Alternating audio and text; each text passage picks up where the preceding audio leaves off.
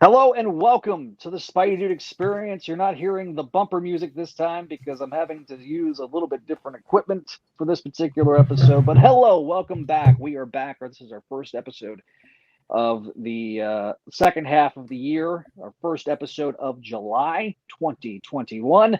I'm Zach Joyner, your friendly neighborhood webmaster and host of webmaster of Spideydude.com and host here of the Spideydude experience.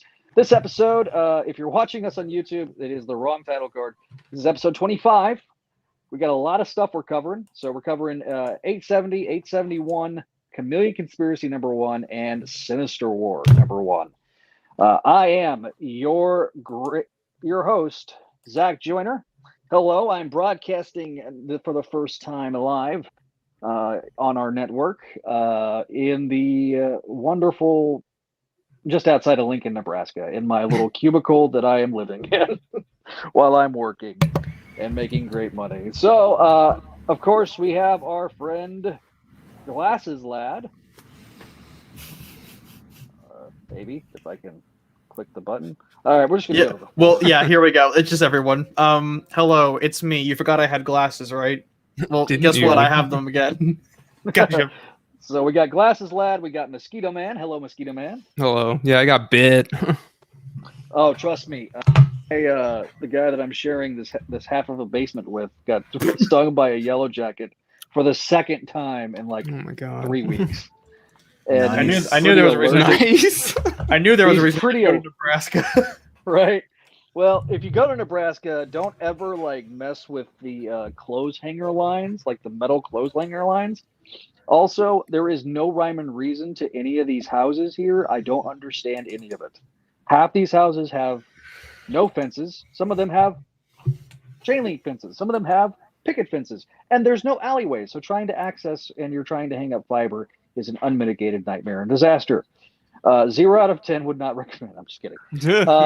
Might as well just tear the whole town down and start over from scratch. Oh my god! Somebody had to do some poor city planning, and it's.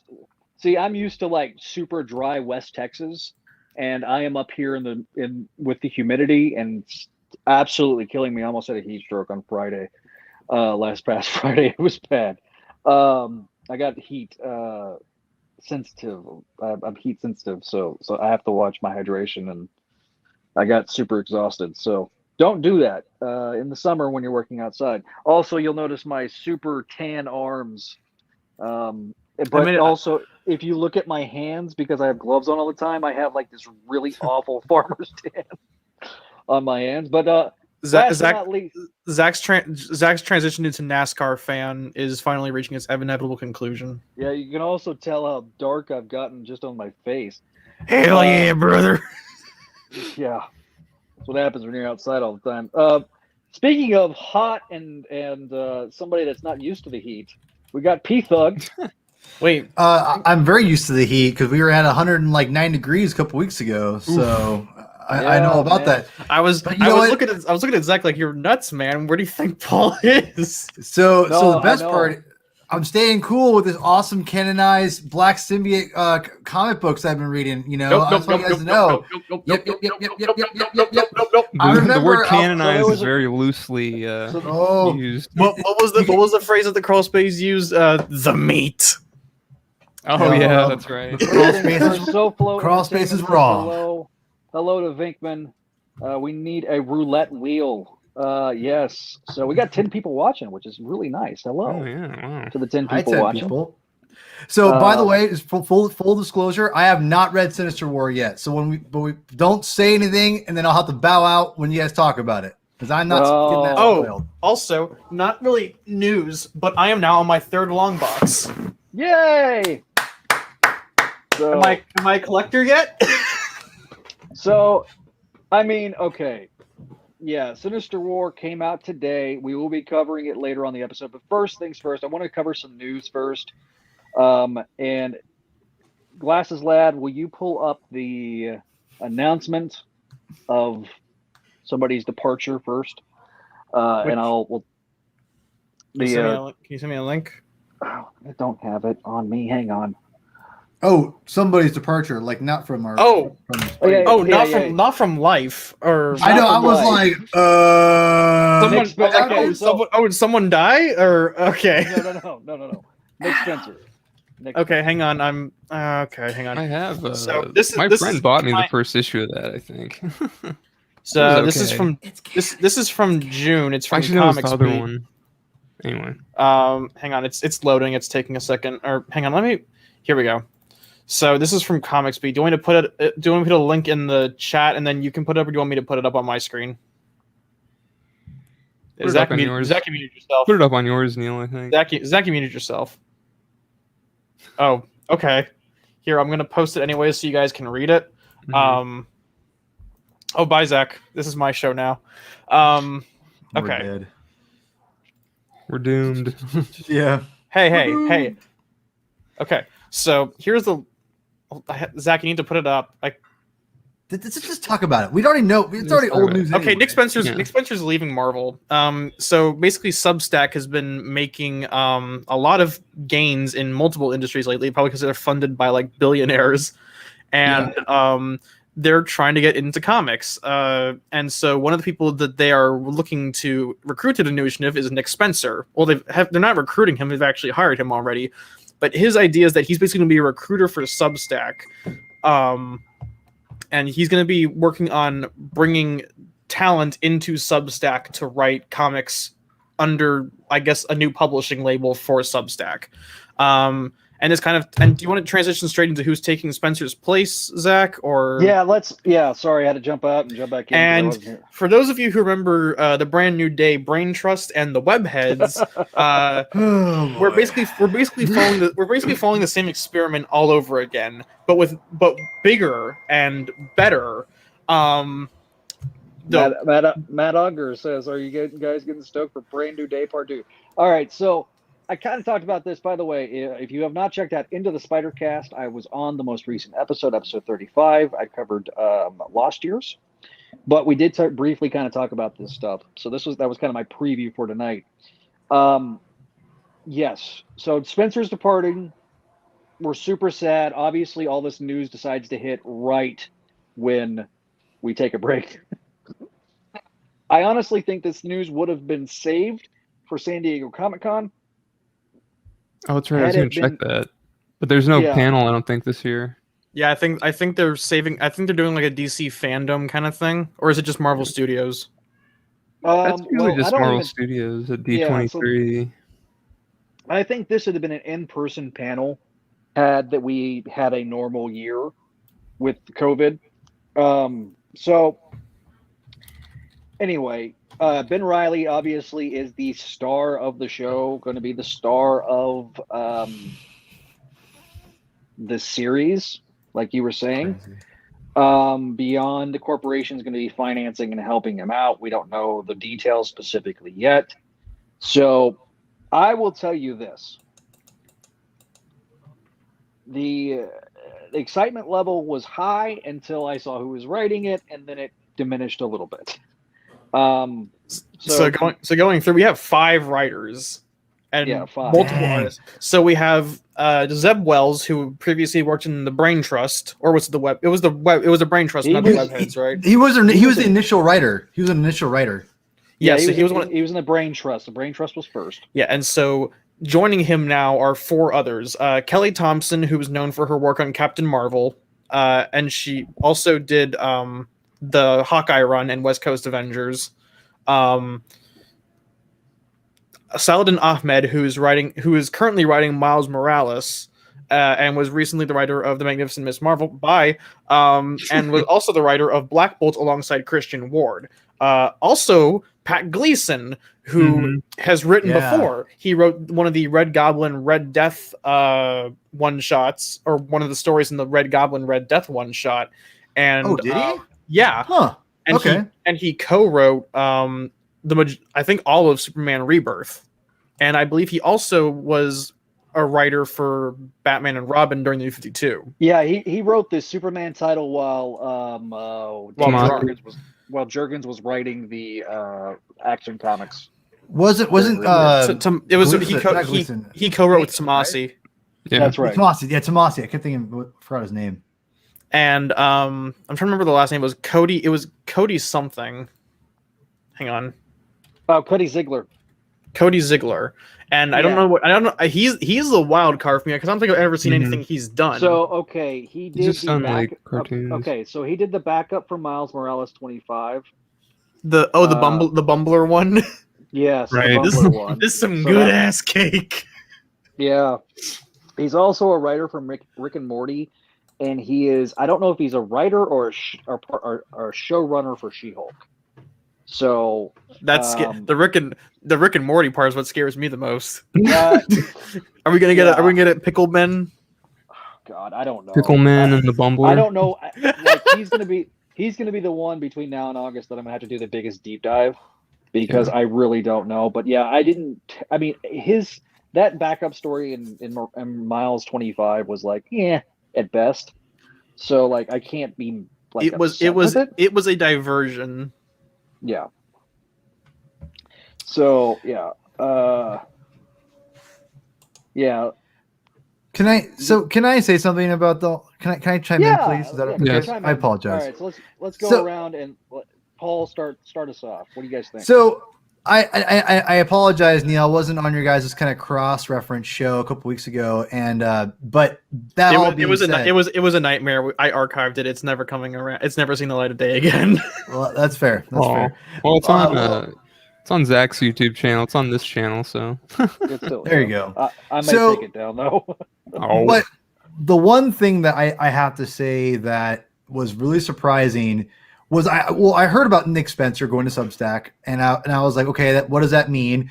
And then all of a sudden he's ending in like a couple months, not a year, a couple months, and it was very alarming, and it made a lot of sense for the fact that how many books we've gotten, how many giant-sized comic books we've gotten in the last year, and how Sinister War is its own thing, and it feels like they're definitely ramping up. I don't remember if we even said it on the show before, but I think one of us even said, like, man, he wasn't in his new costume very long, and it seems like that was probably like, okay, new costume, done, next. I think it was a gimmick on purpose, just for like Spencer to talk about. I don't know.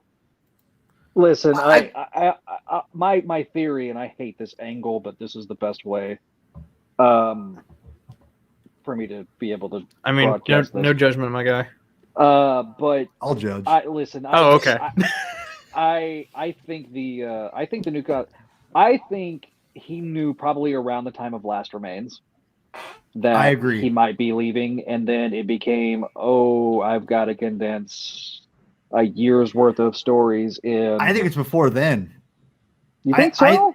Yeah, because here's a problem. There was delays. I think between the pandemic and the delays and everything, I bet comics, because comics shot up. I mean, during the pandemic, I mean, let's be real, comic book sales have definitely. I mean, people like criticize or you can analyze different things, and they've either steadied at the very, very, very, very, very, very, very, very least, or they have gone way up. Graphic novels, whatever, and comics are definitely a medium on the rise in some ways.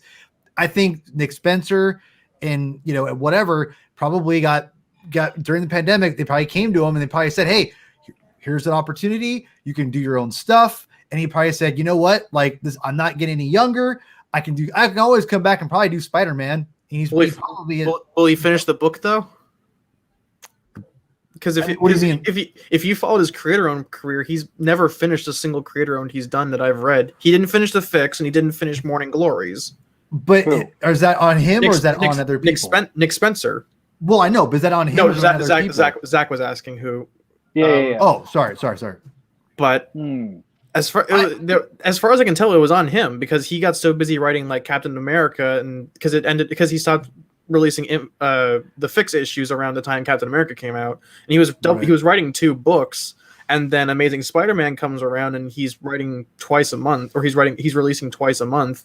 So I think he just wanted to focus on his big 2 stuff instead of Image.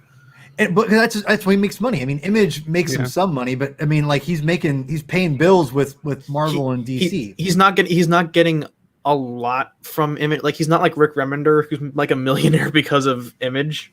Well, because Rick Remender's selling his properties. That's why he's a millionaire. Right. No, yeah, he's not. But with Image, he wouldn't have any properties without Image. image is the means of that. So I get what you're saying. Yeah, and I think also we have to factor in that like there was a lot of economic problems this past year, and like in the article that I had up mentioned that like they got a $65 million boost this past year. Substack did, yeah. Mm-hmm. Yeah, so, and it even mentions that they have to spend some cash to justify their valuation, their taxes and stuff like that. And there's a lot of celebrities coming into the comics scene, like Keanu Reeves is doing Berserker, Emilia Clarke's doing a comic book. Yeah, Moist Critical, the YouTuber, he's making a weird comic on crowdfunding. And I mentioned this in a Discord, but I think that they are using Spencer, who is an established comics writer, to I guess be the middleman and transition a lot more like mainstream or asymmetrical celebrities into creative roles, so that they can justify their valuation and potentially inflate it with hey, look, we got I don't know, Tupac came back from the dead, he's writing a comic book now. Zach just got up and left. That was the most random thing. So like, if Tupac comes back from the dead and sells a comic book, it's gonna Substack to be all over that. No, that's exactly my point. Where like, if give me a I know what you're saying though. Well, listen, I think you're not wrong, and I don't doubt that. It's obvious Nick Spencer is doing this to do his own thing, and I don't blame him. It's a bummer because I have just been in love with his run, and I'm super. It's crazy because I think that with all of this being wrapped up as soon as it is, it's interesting that they need 5 writers basically to stop where, to start where he stops and then retool everything. That should show you how much planning and how much Nick Spencer was going and doing with this title. And that's what's so crazy to me, is that they need so many people to organize and get it all figured out. Well, and I don't think that's actually why they have 5 writers. I think they're doing a Hunger Games, like as in whoever they think sells the best or they think does the best in the title.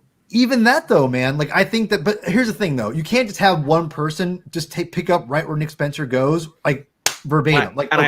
I also think there's a push to 900. Someone I think it was Mike on the Crawl Space Discord pointed out that we're only 25 issues away from number 900. So they probably need to get, if they want to get 3 issues out a month, it'll line up with Spider-Man's 60th anniversary. So and that's why you need 5 writers. They just need these many writers to push their way to 900, and then they can sell a bunch of milestone issues. Get Peter back in the suit. And I know it's cynical, but it's so cynical. But here's the thing, though. I mean, the fact that Nick Spencer had been a well-oiled machine with him, obviously, having help here or there, but he has been handling the main duties of the writing for how many years now? And so with all that, it's obvious they need a bunch of writers to get it all organized because it's an abrupt leave. And I'm skeptical. Some of the writers I really like. I think Kelly Thompson. I'm really intrigued how she'll write Spider-Man. I really enjoyed her Captain Marvel series. She's probably the one I'm most excited about. For sure. She's the one I'm not concerned about, but I'm kind of raising an eyebrow because I like her Captain Marvel. I didn't like her West Coast. I didn't like her West Coast Avengers. That title looked terrible. And when the saving grace was Caselli, I'm glad he's moved on to better things. And then sorry, I'm thinking the other Thompson. She did something similar on Uncanny X-Men when they were relaunching before Hickman took over, and it wasn't good. And that's what kind of worries me, is that she's being. She also did Aquaman. Yeah, well, that's Kelly Sue DeConnick. No, I think Thompson did Aquaman at the end too, after Kelly Sue DeConnick. I'm pretty sure. Pretty sure. Yeah, I'm pretty sure. I'll take your word for it. I don't remember, but I'll take your word for it. That's kind of raising my, because she's being put in. I like her work as an individual, but I'm worried about her work as another Brain Trust member, because we've done this experiment with her before, and it didn't really work out that last time. And we can say the same for Zeb Wells, because he was really hit and miss during Brand New Day. He was hit and miss. I agree. But because of his work since on like Ant-Man and Hellions, I have a bit more faith in him, if that makes sense. I think that he's either he or Gleason is going to be the one who gets the title going forward. Gleason, I'm intrigued what he can do. I have not read anything that he's actually written himself, but his writing, his art is so good. I can only imagine if he was in charge of everything, if someone helped with maybe plotting or whatever he needs help in. I don't know what he needs help in anything, but whatever it is, I think he's such a strong enough storyteller that regardless, it'll be a very visual, like, feast. Yeah. Especially if he's in charge. So I'm very intrigued where he will. I'm very intrigued where he could go. Zeb Wells, I really liked his first arc in Brand New Day. I thought that was one of the stronger ones, to be honest. It was different. It was unique. I mean, obviously Shed is terrible, but I mean, hang on, do we want to go into the parking lot and have a fight over Shed? Just getting this out of the way. I don't have any particular feelings about Shed, but I know people who will fight you on the side of the street over Shed. So you want to go out to the parking lot? Let's get this over with. It's the art. It's Bachalo. Whatever his name is. Yeah, people love Bachalo, dude, which is great. I like Bachalo too in certain cases. Certain stuff he's good. But that Shed the art was not great, and the writing was not a good. This is not a good story. It's not a good lizard. It's not a good lizard story. I think if it was like any other character, it was a character that wasn't the lizard and wasn't Billy. Like if it was like the iguana or something. Or like what you do is it has to be Stegron. It seems to me like Stegron's too smart. Sorry, Georgie. I think with something like Shed, you have to kind of like that's got to be like the final lizard story, Like and I think it was intended to be the final lizard story, and then like ASM with all the we can't. And then they brought him back at Horizon, right? Yeah. Well, but I will say, even though obviously the Ben Reilly stuff is interesting, it is a little frightening that they're it almost feels like they're just retreading a little bit. Yeah, it does. The one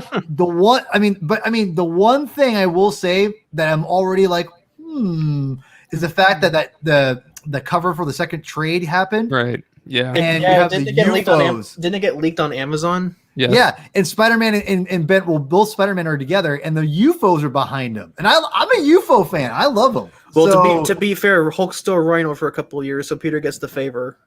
Yeah, UFOs is great. Okay. Let me make this clear. If it's Ben and Peter, that's cool, and they're being Spider-Man together, and you even throw Kane in there, I am fine with a sorry, Miles. Ahmed already confirmed he's showing up. Yeah, it's good. I'm glad. I kind of figured that there's going to be crossover between when Ahmed does it. Listen, Ahmed is a competent writer. His stuff has never overly intrigued me. I have honestly found his Miles run mostly boring. His Black Bolt was awesome. I'm wondering if you give him like the high concept stuff, like the Beyond Corporation, if that's where he's going to shine. I'm hoping, so like he's one that I wasn't. Kelly Thompson. I'm excited to see. Keep her away from Spider-Man. Zed Wells has been very hot and cold. It's kind of funny because we are about to get to tomorrow. We're going to be covering. This is like one of the few things I was able to bring with me on my trip for work. I brought my Season of the Serpent and Trade. Nice. And we're going to be covering that tomorrow on Make Mine Mayday. And then I went back and looked at what was being published at the time. And actually, the same month that this was being published, these issues were being published, was around the same time that Paul Jenkins' run ended on Peter Parker Spider-Man, and Zeb Wells' run started, and he actually did the run for about 5 or 6 months. Mm-hmm. And then I think the very last thing on Peter Parker Spider-Man was Sam Keith, both drawing and writing. And it was bad. Mm-hmm. Sam Keith. And then Wells went and did Web, right? He did the Web of relaunch. He did, but that was way later because Peter Parker Spider-Man was canceled and replaced with a new #1. It was Spectacular with Paul Jenkins and Humberto Ramos on the artwork. And that's I remember that. That was when they were making. This was out back in 2003. This was when they were making Paul Jenkins write 6-issue arcs, when that was never his strong suit. Right for the trade, old man. Go. So we're in that literally writing for everything across the board, including Spider-Girl was writing for the trade. So we'll hook Ben Reilly up with Natasha for a clone marriage. I was reading Season of the Serpent before the stream started.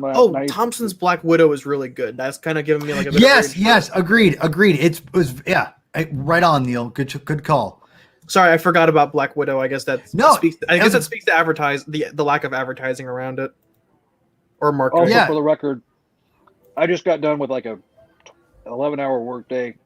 We literally they just finished dinner, so they're like, here's dinner. So I'm. You're stuffing good, my man. face. Don't worry. You're That's stuff in the face. scraps. You're all good. You gave us our meat. Let us play with. No, that's not going to finish that one. Listen, I'll tell you, these homemade rack of ribs that my roommate made are infinitely better than the absolute worst brisket that I've ever had in my entire life. Was in Nebraska. As a Texan, I have never been more offended by bad brisket. And HEB makes good brisket actually. There's HEB, yeah, they do a good job. But no, they did. Zach and I are Texans. We have the right to do like a brisket segment on this show now. You can do whatever you want. I don't Yeehaw. care. All right. So I go ahead.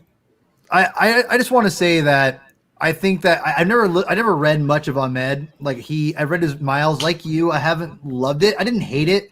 It hasn't grabbed me by any means, but I have heard good things about Black Bolt, Neil. So I need to check that out maybe before he writes amazing.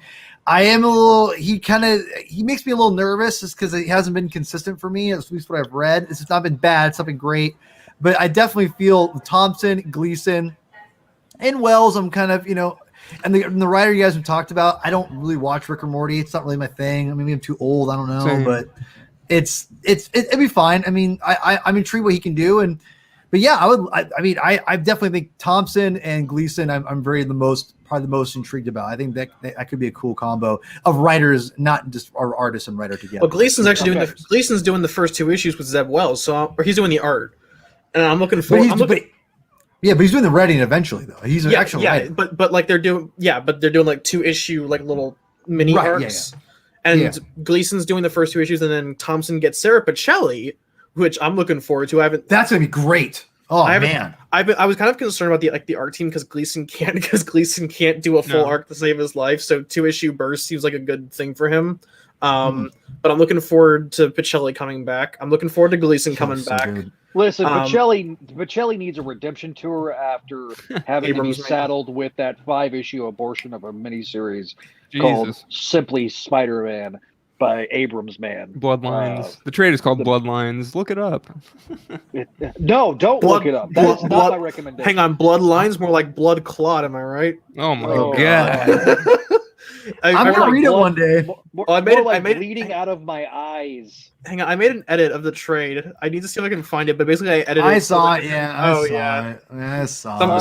Somehow the worst thing about 2020. It was the worst thing of 2019 and 2020. Through the transitive property, it managed to literally be, because of the amount of delays that it occurred, it literally managed to be not only the worst of 1 year, but the worst thing in a 2-year period.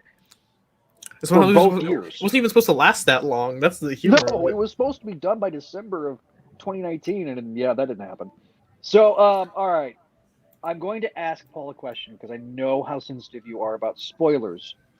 But have you seen the promotional Funko action figures for Far From Home? You've not. No, sir. No. Okay. Well, we were going to do that as a news topic, but if I don't want to, Just save it when I go, because I haven't read Sinister War either. So when we cover Sinister War, we'll cover the new Marvel Legends Funkos at the end of the bro, episode. I'm busy, homie. I'm busy. It sucks. I understand. You're working from home, but you're busier than you've ever been. Dude, it's crazy. I know it's crazy. It's nuts, and it sucks because my new schedule. It's gonna be hard for me to make the show in the future. By the way, so we're gonna have to figure something out. Maybe do some finagling somehow, but yeah, it's gonna be tough. Well, and I was gonna get to that at the end of the episode too. Like the schedule times, as much as I want to try to be as consistent as possible, we're on a very hard deadline of Friday for work, and so there's going to be some late days. We're trying, my boss / my cousin is trying really hard to be accommodating for me, but I don't know, when we're getting pressed up for a deadline, we may have to skip some weeks, and we'll figure it out. I've got I've got an outline for possible scheduling the next few shows. Love it. I'll Love work it. I'll work it out, and I'll send it to you guys, and we can workshop it and see what we think. Yeah. Because I We'll make it definitely work. want to make sure that we keep the core four. I love this. I love everyone, even Neil. I mean, it's great, Hey. you know. So I mean, like, I love Neil most of all. Neil, I have you on my show. Of course, I love you, man. Come on. Listen, I gotta. Okay, when things kind of get slowed down a little bit and we kind of get a little more consistent in terms of being home, you know, on time. Yes. You got to let me know, and I'll try to jump on a few nights. The problem is my roommate likes to wake up at 5 o'clock in the morning. I wake up at 5:15. Yo, I wish I was him and I could get to work without not wanting to die. Yeah, so it's actually been kind of nice. I've been working on notes and stuff. Like I'll be finishing up my notes for tomorrow's show, but hopefully we don't have a rain out like we did this morning. But nevertheless, yeah. We'll do that news topic. So let's get into Chameleon Conspiracy. We're going to cover the final 2 chapters. I forgot we covered. Yeah, we did. We did 68. 68. Yeah, 869. We did that a few weeks ago. Okay, so we did 869. So I'll correct this in post. I'll correct the stuff because I mislabeled it. Just let it go. Just let it go. So also the audio versions will be probably delayed at least another week or two of this episode. So for your audio listeners, sorry, I didn't even do my disclaimer on the audio stuff because I'm not using my normal setup. But yeah. So okay, let's get into a Chameleon Conspiracy. Neil's going to run it down for us. If you want to breeze through this on these two, Yeah, I kind of want to breeze through Chameleon Conspiracy. I'll spend a bit more time on the Sinister War stuff. yeah, that's fine. Just because that's the stuff that I'm actually interested in. I Okay. can't believe you have not read it yet. Dude, Paul- I'm busy. Dude, Paul, So read am it. Dude, Paul, read it ASAP. You're gonna love it. Trust me. I know. That's what sucks. You guys have no idea. I have a puppy, We gotta- 2 dogs, and a 1-year-old. It's insane in the Herman house. Okay. How could you do that to yourself? I love chaos, Adam. I love chaos. Then don't complain when we do Sinister War review. I know. I'm not complaining. I have to leave though. That's all I'm saying. That's all I'm It's like saying. Paul, read it right now. I want to enjoy it. I will mail it to you. I'll send it for like 2-minute delivery. So anyways, Chameleon Conspiracy, part 3, written by Nick Spencer and Ed Brizin, art by, they added another artist, Zay Carlos Gomez, and Marcelo Ferreira. Gomez and Carlos do their own inks, and Wayne Foucher does Marcelo Ferreira's, and then Andrew Crossley and Maury Hollowell do the colors for the book. So basically, Peter is fighting Foreigner, Chance, and the Jack-o'-lanterns, and Slide, everyone's favorite villain at Love E ESC. Slide. That's I such love a deep cut. I love Slide. It's like I know you're not reading the X-Men books right now, but like they brought back the original Strike crew from the 80s Excalibur. Wait, the strike? Wait, the strife or which one you said? Strike, the British mutant team. Oh, I don't know. I don't remember them. Okay. But like they're like a deep cut, like old, I think more 80s Excalibur. Damn. Well, he did Captain Britain. He never did. But anyways, that's the deep cut we're talking about. So basically, Peter gets tossed around by the Jack-o'-lanterns, but manages to kind of hold his ground. Chance manages to get a cheap shot at him, exposing his hairy chest to the wind. As is it Jamie? Yeah, it's Jamie. That's how much I don't care about this character. He's basically he is not the best character. He's basically trying to get him away, and Foreigner and Chance are basically shooting him in the back when he's trying to save him. And then Jamie, even though he's given a chance to run, he uses the catalyst to electrocute Spidey, and Foreigner and Chance leave him for dead.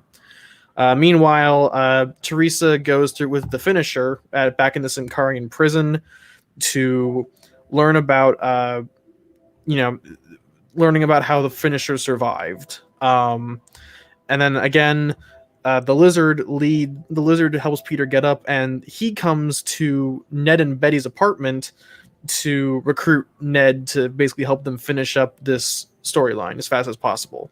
You're not wrong. So then Teresa's back. You only get one page. We're jumping between plot lines really fast here. Yeah. Teresa's being shown the Finisher's Batcave, and then it cuts back to the palace again, where the catalyst is being hooked up to the clairvoyance, and they're showing like a bunch of timelines, and then all of a sudden, the jack-o'-lanterns turn on Chance and Foreigner, and all the villains, or most of the villains, start going nuts, and not really nuts. They double cross Foreigner and Chance too, and then it cuts back to the Sankarian prison where it's revealed that there is not only one chameleon but an entire group of chameleons, and the Finisher is their leader, and that cuts off this issue. Oh, and there's an end credits scene. Right. It's drawn by Bagley, and I think it's John Dell who does the inks. Which makes your skin grow. I know. It looks fine. But It looks fine. it's not enough to get any upset about. It's like 2 pages, and Electro's back. Baby. That's it. Yeah. With the phrase "Sinister War is imminent." Dun-dun. That's ominous. I don't remember what I gave this issue. I don't think I reviewed this one on. No, I reviewed this on the Crossbase. I gave it a B-, I think, or a solid B. I think that grade stands. The Teresa and Finisher bits, they're not the most fun to go back through. I think that still stands here. Ferreira his art is horrible, and it's not helped by Hollowell. His colors are like weird, like half gradients, and it's really obnoxious to see them against the not even the line work isn't even that bad. It's the colorist. That's really all I've got. Yeah, the color. Yeah, I agree with that. The other colorist, I think it's Foucher, who did the colors for everybody else. No, it's Andrew Crossley. Crossley's colors were a lot better. The Zay Carlos and Carlos Gomez scenes were really, really good. Yeah. If a bit frantic, and it feels like they kind of brushed through this issue trying to get to the finale and put everything of importance in the $6 one shot that people had to buy to understand it. Yep. So that's kind of all my thoughts on it. So I gave it a B-. What did you guys give it? And this is the giant size. This is like the end of the series, right? Or the end of the storyline. No, this is issue 69. Before. The giant size one shot is next. Okay, sorry, my fault. Yeah, No problem. I'm with you. I'm with Neil. I'd probably give it a B. I don't dislike. Remember back in the day, I was not back in the day, like a month ago, 2 months ago. This series, this storyline was never my favorite. Never one I was anticipating. I will say this: I've enjoyed it way more than I was anticipating. Yeah. So it was way better, and the art was inconsistent. Yes, Jamie, like Neil said, is probably one of Nick Spencer's lesser, I'd say more Forgettable negative things. Yeah, forgettable. Not not a Nick Spencer highlight. What to say? Not bad, but it's not his most impressive outing as in terms of original characters. Yeah, but that being said, it has been enjoyable. I have not been like, this is crap by any means. I've enjoyed it. I will say the stuff we're getting on the Finisher and Chameleon, I've actually been pretty into, which we'll get to that in a second. So yeah, it's I'll give it a B, solid B. Adam? I think I'll give it a B plus.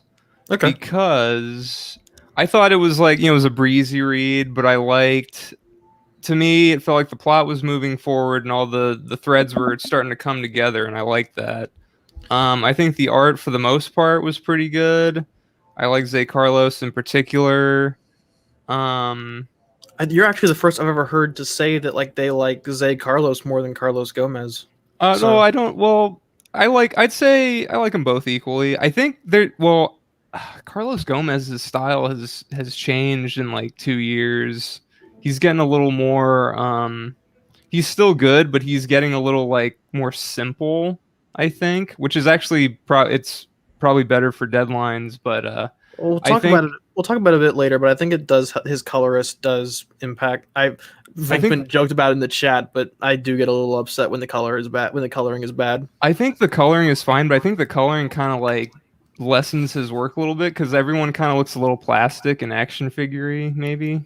Yeah, they got like I this don't know. weird like gloss. It makes like, me wonder. yeah, It makes me wonder what I mean, this kind of feels like Gomez's Deadline style, Yeah. Mhm. and Well, I even his commission style has changed. He posted It's borderline. It's borderline pornographic. he posted a comparison of two Psylocke commissions, one from recently and one from like a couple years ago. Oh, I saw that. Yeah. And people, he's like in his Instagram stories, he's like, vote for which one you like better, and everyone liked the older one better. You want to pull that up, Zach? That, you that can. Instagram post. Yeah, go ahead and start working on that. Okay. But I'll yeah, let Adam like finish up. I mean, it was good. I think it's like we said last time. It's a middle chapter kind of thing. It's not filler, but it's like it because like Yeah, it's I definitely said, filler. I think the plot moved forward and the threads were coming together. So I don't know. Yeah, it was good. agreed. I'm with you. Yeah, Screen's up. So this is, I believe, That's new the new one, and then this is the old one. Yeah, And I gotta Wait, say, I what? kinda, that's the Yeah, old. that's That's the the new old one. one. That's the This old is- one. new one, old one, new one. I like the new one. I'm gonna be honest. I kind of like the old one a bit more. It just feels like it has a lot more energy to it. And it might be This looks cleaner though. true. Yeah, it does. It might just be because I think it has a lot more motion to it, and it's not relying so much on the Copic markers to accentuate like the psychic energy. I like how it's more simplistic. On this one. I'm not a terribly big fan of the shading of the face in the new one, or the lack thereof. It just doesn't feel like there's enough depth. I guess I feel like it's a little too flat. I guess for me it's that I just feel like the Copic markers aren't doing as much of the work as they are in the older one, and I think that's why I like it. I'm I'm a line art kind of guy, and I like it when the colors aren't. It depends. overtaking It depends. It just depends. That's a good point because a lot of times colors do oversaturate the art. You know, it Yeah. sucks. That's why black and white. That's why black and white art I've appreciated over the last couple of years. Yeah. That's why it's great to go get. I have the Steve Ditko. What do you call it? Essential, like his Strange Mhm. Tales essential, and like black and white stuff. It looks just fantastic. You know, the colors do. Like my buddy from Comic Book Historians was telling me, like, you know, you want the colors, man. The colors is what makes it even more insane, and he's right. And but at the same time, the line Sometimes, yeah. art's great. Yeah, it And- depends. Well, but- and don't- and I don't dislike the newer flat coloring, digital coloring that they've went back and done on Marvel Unlimited. It does help at times. I do know that there's been Some you of know, it. some of it's yeah. some of it works, some of it doesn't. Well, and I Um, was kind of talking about this. I think I've talked about it before, but like his work on the America Chavez miniseries is great. And we'll get into this next issue. But like, look at this. This is the original line art for the Chameleon Conspiracy giant sized issue with the black and whites. And Oh, then yeah. look at them with That the looks much colors. better. That is horrible Yeah, that's the line. You're right, Neil. The line art is way better. Way better. in black and white. I would have Yeah, taken. that looks fantastic. Yeah, look at that. That I looks think great. like if you look at like I'm see if I can get a close up of That- it. That's way too CGI or CG. You know what I mean? It looks it ruined it. I mean, looks- it almost Yeah, ruined it. absolutely. it looks like someone like it looks like they're trying to sweat out. It's like they're trying to sweat, but their pores are all clogged up. Yeah, Well, like they got makeup on or something. It's like they put Yeah. like A filter, almost- like a photo booth like a- filter from like a MacBook. yeah, really bad. So Disclaimer we'll- though, like we'll get- all these artists are better than me. We'll So Well, get that's true too. we'll get more into me. it. We'll get more into it in the all right, next let issue. me Yeah. let me give my thoughts on this real quick. It's going to be a B minus. For me, this was an okay issue. Really inconsistent artwork.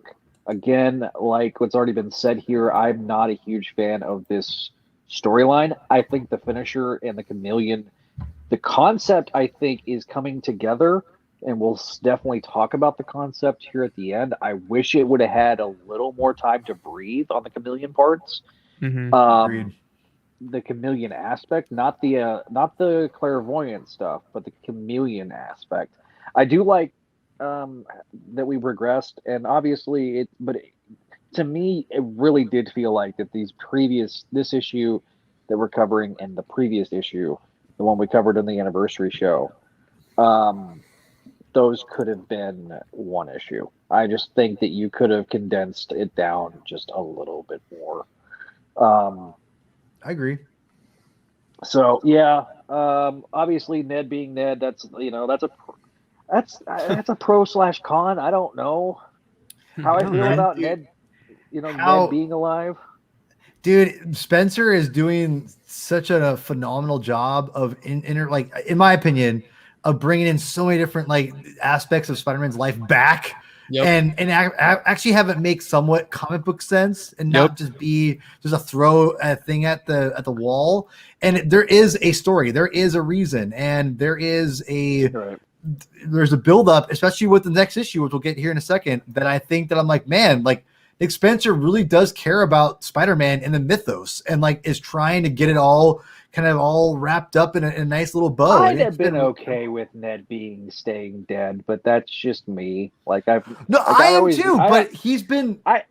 Yeah, I mean, he's pretty much been the only one that's not been resurrected at this point in the supporting cast. I'm still waiting for Flash Thompson to just burst in the door and him and Ned just start like crawling on the side of the street. Listen, I'm not convinced.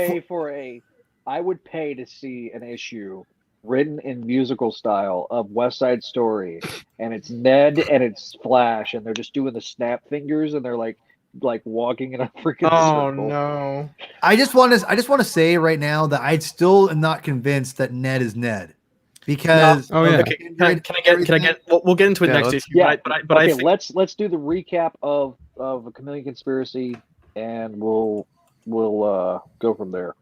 Okay, so I almost said Amazing Spider-Man. Amazing Spider-Man, the Chameleon Conspiracy conclusion, aka 699 for the conclusion of a story.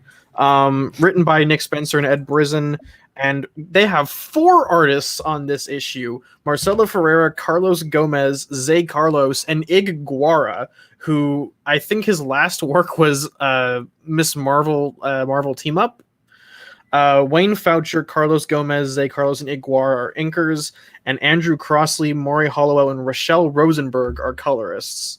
So the issue opens up with basically Peter recapping him and Ned's kind of history together and Ned's connections to the Hobgoblin, and they arrive at the palace where Peter almost runs into the palace. And they arrive to find the whole place in chaos. Ned runs off to go deal with whatever, and Peter starts kind of trying to get the place in order. And one of the jack-o'-lanterns crashes and is revealed to be a chameleon. And the jig is up.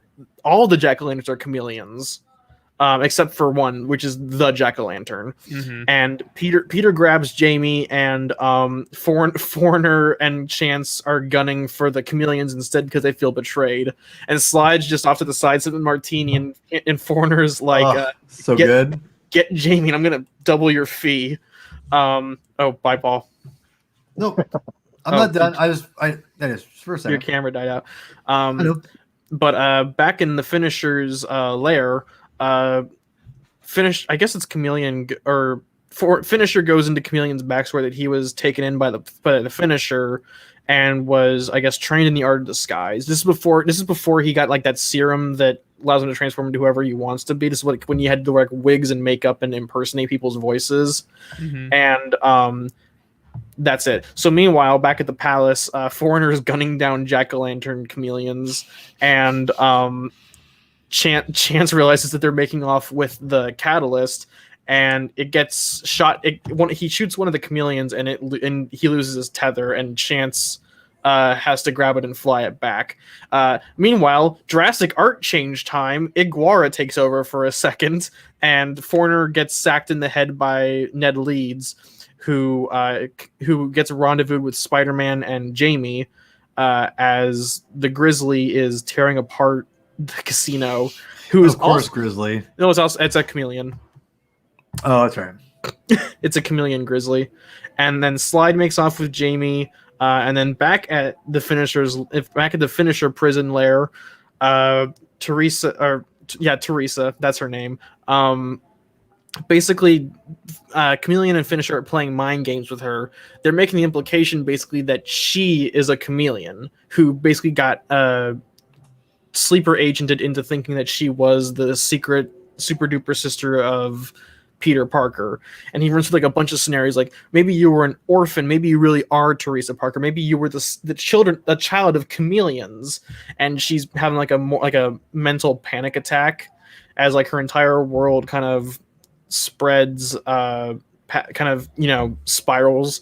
And the Finisher says, okay, Chameleon's gonna have more instructions, bye. And then he leaves his FaceTime call, and Teresa contemplates her choices. Meanwhile, the chameleons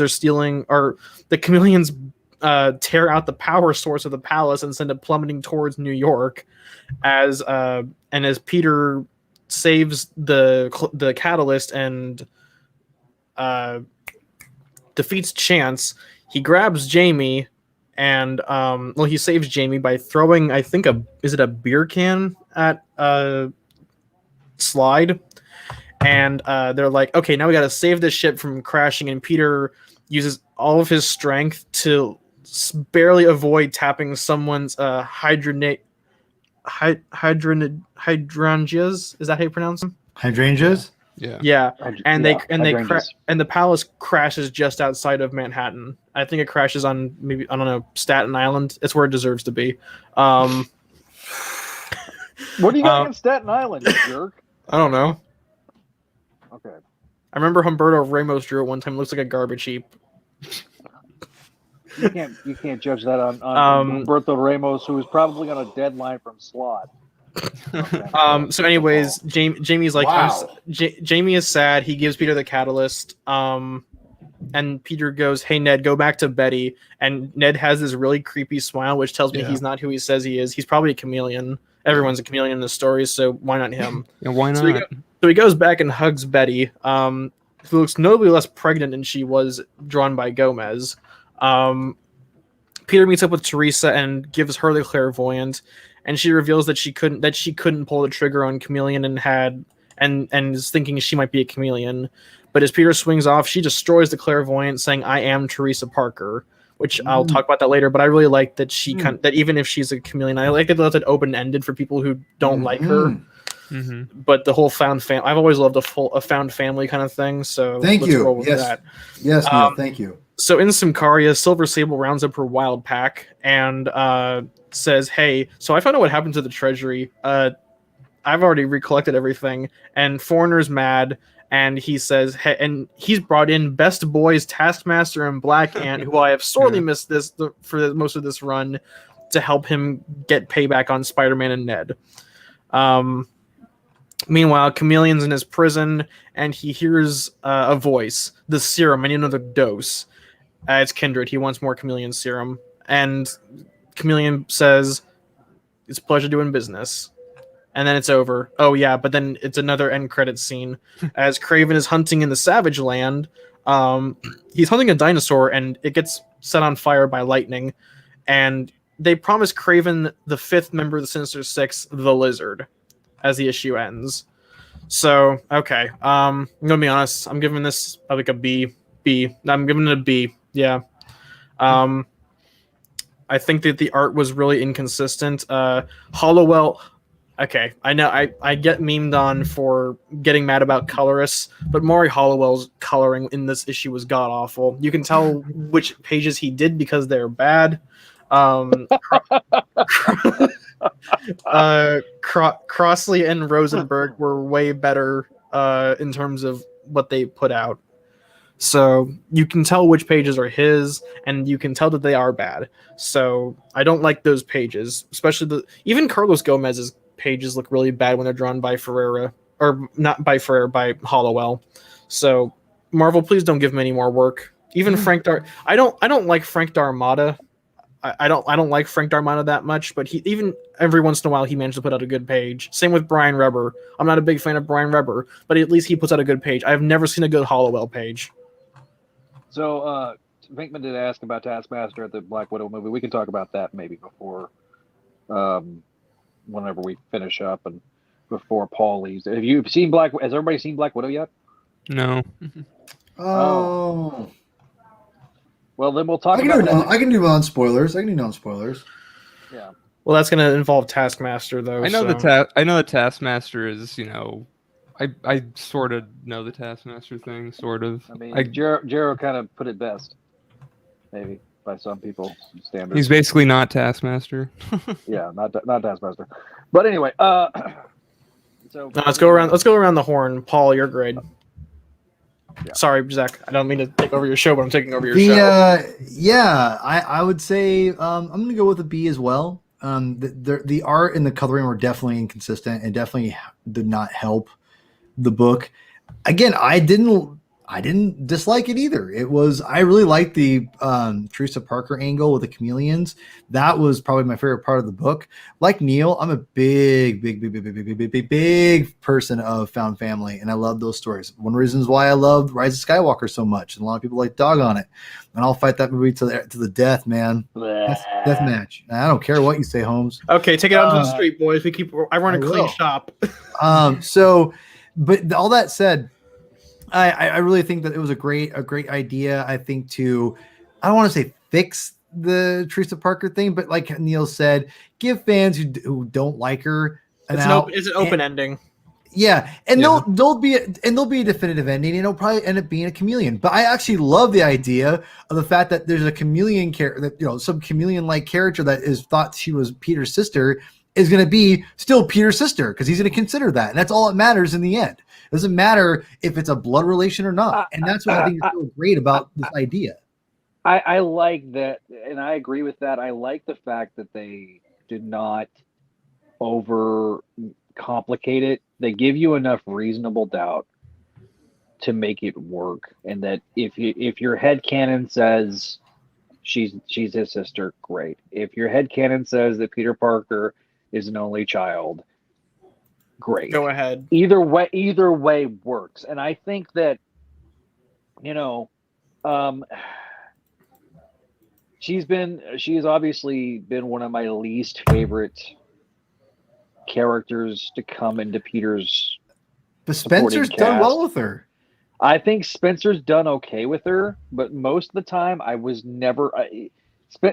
This was the one time that I felt like Spencer didn't turn chicken crap into chicken salad, for me, at least. All right. He nailed 90% of everything, but I think Teresa Parker is kind of one of those that I can do without, I can do with, either or. And I think he did a reasonable job. I think he did a good job. I think he's done the best job with between Wade and Zdarsky during the Spectacular run. I could not stand her during the Spectacular run, so I'm fine here with her. So he did make me like her more than I had previous. So that's good news. I do want before we get to Adam's grade, I do want to point out that I think this run has been really good to the Chameleon. I do wish we'd gotten to see the actual execution of the Chameleon conspiracy. Are we going to do anything with the hundreds of chameleons that are just out in the world now? I'm kind of listen. I'm hoping that one of the five will take the mantle and do something with it. Yeah, but this he's leaving. Spencer's leaving. And goodness gracious, excuse me. That ribs were so good.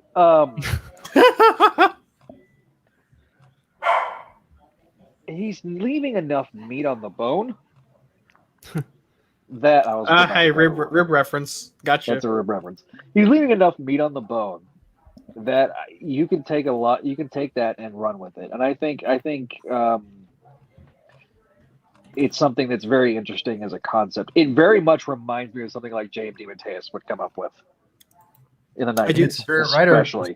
But I do think that this run was actually really good to Chameleon's intimidation factor. Javi mentioned on the Crawl Space show that this is probably the most menacing Chameleon's been ever. Oh yeah. Yeah. Every time. I would argue I would argue he was very menacing in the late 90s. But like I would argue, but most of the time he's seen as kind of like a jobber. Like aside from like his first appearance, people don't really take him seriously because he lost to MJ with a baseball bat, and then he got again, BTFO'd by Aunt May with cookies. Yeah. That was obviously MJ. Aunt May the Yeah, goat. and I get that. I get the whole MJ with a baseball bat, but you also got to recognize that was those are strong character moments for MJ and Aunt May, but they don't look good on the Chameleon. Yeah. So we're so good that Zach's having a moment. A classic Zach Yes. Rib reference. Yeah. So Mosquito Man, what's your grade, brother? Let's see. I think I'll give it an A-. I just liked A-. I liked all the mystery stuff. I thought it was really interesting, and the art was fine. You got super loud. Oh, sorry, maybe I'm too close. Yeah, I like a good mystery, and the mystery for this it grabbed me, and I liked it. What I liked this Chameleon School thing reminded me of this show Counterpart that J.K. Simmons starred in, which I thought was a good show, which kind of deals with a similar kind of thing. So I liked that kind of parallel. The Teresa stuff is fine. I like that it's open-ended, I guess. I know some people aren't taking that reveal literally where she basically has a chameleon face, but Isn't that in her head? Well, I don't even know. I like to kind of think it was literal, but what do I know? I'm with you. I thought it was literal myself. I thought it was literal. I thought that was more of like a what if, like she's contemplating what could have been in her head. Yeah. See, I'm not sure. I guess I like that bit. Like they never elaborate on it, so I think it's good for keeping it vague. Exactly. But I mean, it's there for, she can be one, she can't be one, whatever. Maybe we'll get a definitive answer later. Who knows? One thing that Neil brought up that I thought was really interesting, actually, when I read this, was the possibility that Chameleon says that I'm gonna read this because I thought this was actually really interesting, and it would it's a not really a complaint, but it kind of deals with a thing that some people have with the whole parents being spies thing. Chameleon Is this something I wrote? No. Chameleon says to Teresa, or perhaps you're the child of two chameleons who killed and replaced Richard and Mary Parker, simple accountants with a young son before they even became spies. I thought that was brilliant. He's even putting doubt that the parents are spies. He's going into annual number 5 turf again. Spencer, you madman. He is saying, Stan, buddy, in this case you were wrong. You can't get me from beyond the grave, old man. I'm going in. Who's got the squeaky chair? Is that That's freaking me, Neil sorry. again? No. I'm getting a new chair soon. You work at Staples. They have WD-40. No, we don't. Okay. Go to Walmart. I'll go to Home Depot. I'm not going to Walmart. You can get it at Walmart, Home Depot, wherever. I don't care. It'd probably be cheaper at Walmart, truthfully. I gotta get going. I haven't eaten dinner yet, man. So and you guys got Sinister War to go. So we got it. So all right. Oh wait, one more thing. Yeah, go ahead, Adam. I thought that Spidey steering the ship was a good heroic moment. Kind of reminded me of Spider-Man 2 with the train, and it was funny because it came out on the anniversary of Spider-Man 2. So yeah, there you go. That's all I got. So, all right. So P Thug is going to be departing. Be sure to check out the Comic Binge YouTube channel. Follow him on Twitter at Herman22. That man there. So Paul, good night. Good night. Really quick. I will. Really quick. Before I read Sinister War tonight, after I watch Loki, because I haven't watched Loki yet. Yeah, I gotta watch it too. So, what's your guys' thoughts on it? Non-spoiler. Tell me what you guys think. Just really, just like one sentence. I liked it, but I'm not sure how I feel about it. I like it a lot. I Uh, like it a lot. I thought it- the artwork was great. I thought the Hitch, baby. well, Hitch only did the cover. Bagley's Oh, I doing thought the Hitch. interiors. Oh, okay, my bad. All right, Adam. So yeah. just if this is what he's ending on, I think it's going to be a really strong finish. I'm excited. All right, boys. All right, buddy. I will Go, talk go to enjoy the Zach. Loki finale. I will. And Zach, just hang in there and keep working, and hopefully don't work too hard. Okay, brother. I will try not to. I will make a minor prediction. I will bet 5 tomorrow we're going to get the trailer for No Way Home. Since I have Loki's no idea. finale, I'm predicting. I haven't seen anything. Don't tell me anything.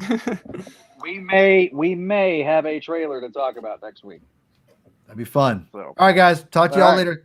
Bye, Neil. see ya. Bye, Bye-bye. everybody. All right. So, and then there were 3. Do we want to do you want to go into Sinister War or not Sinister War? ASM 70 now? 70. Yeah.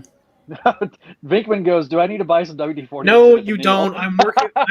I'm working on getting a new chair. I'm a good boy. All I'm right. working on it. All right. So we're going to get into Sinister War. Okay, so ASM 70. Yeah, we're doing ASM 70 first. Yes, Mhm. Legacy Yeah. number 871. Wait, there's the credits. So Nick Spencer is Okay, on this, let's do the recap. We'll keep our thoughts pretty short and simple because I'm sure it's going to bleed into Sinister War. Sinister War. Okay. And then we'll just jump right in. So surprise, surprise! There's only one artist this issue. It's Federico Vicentini. He's been gone since ASM 65, so it's good to Yay. have him back. Peter comes. Welcome back. Yeah, Yay. and the colorist is Alex Sinclair, who I'm not a big fan of, but that's for another day. God, this run is so bad with colors. You're Peter so freaking picky.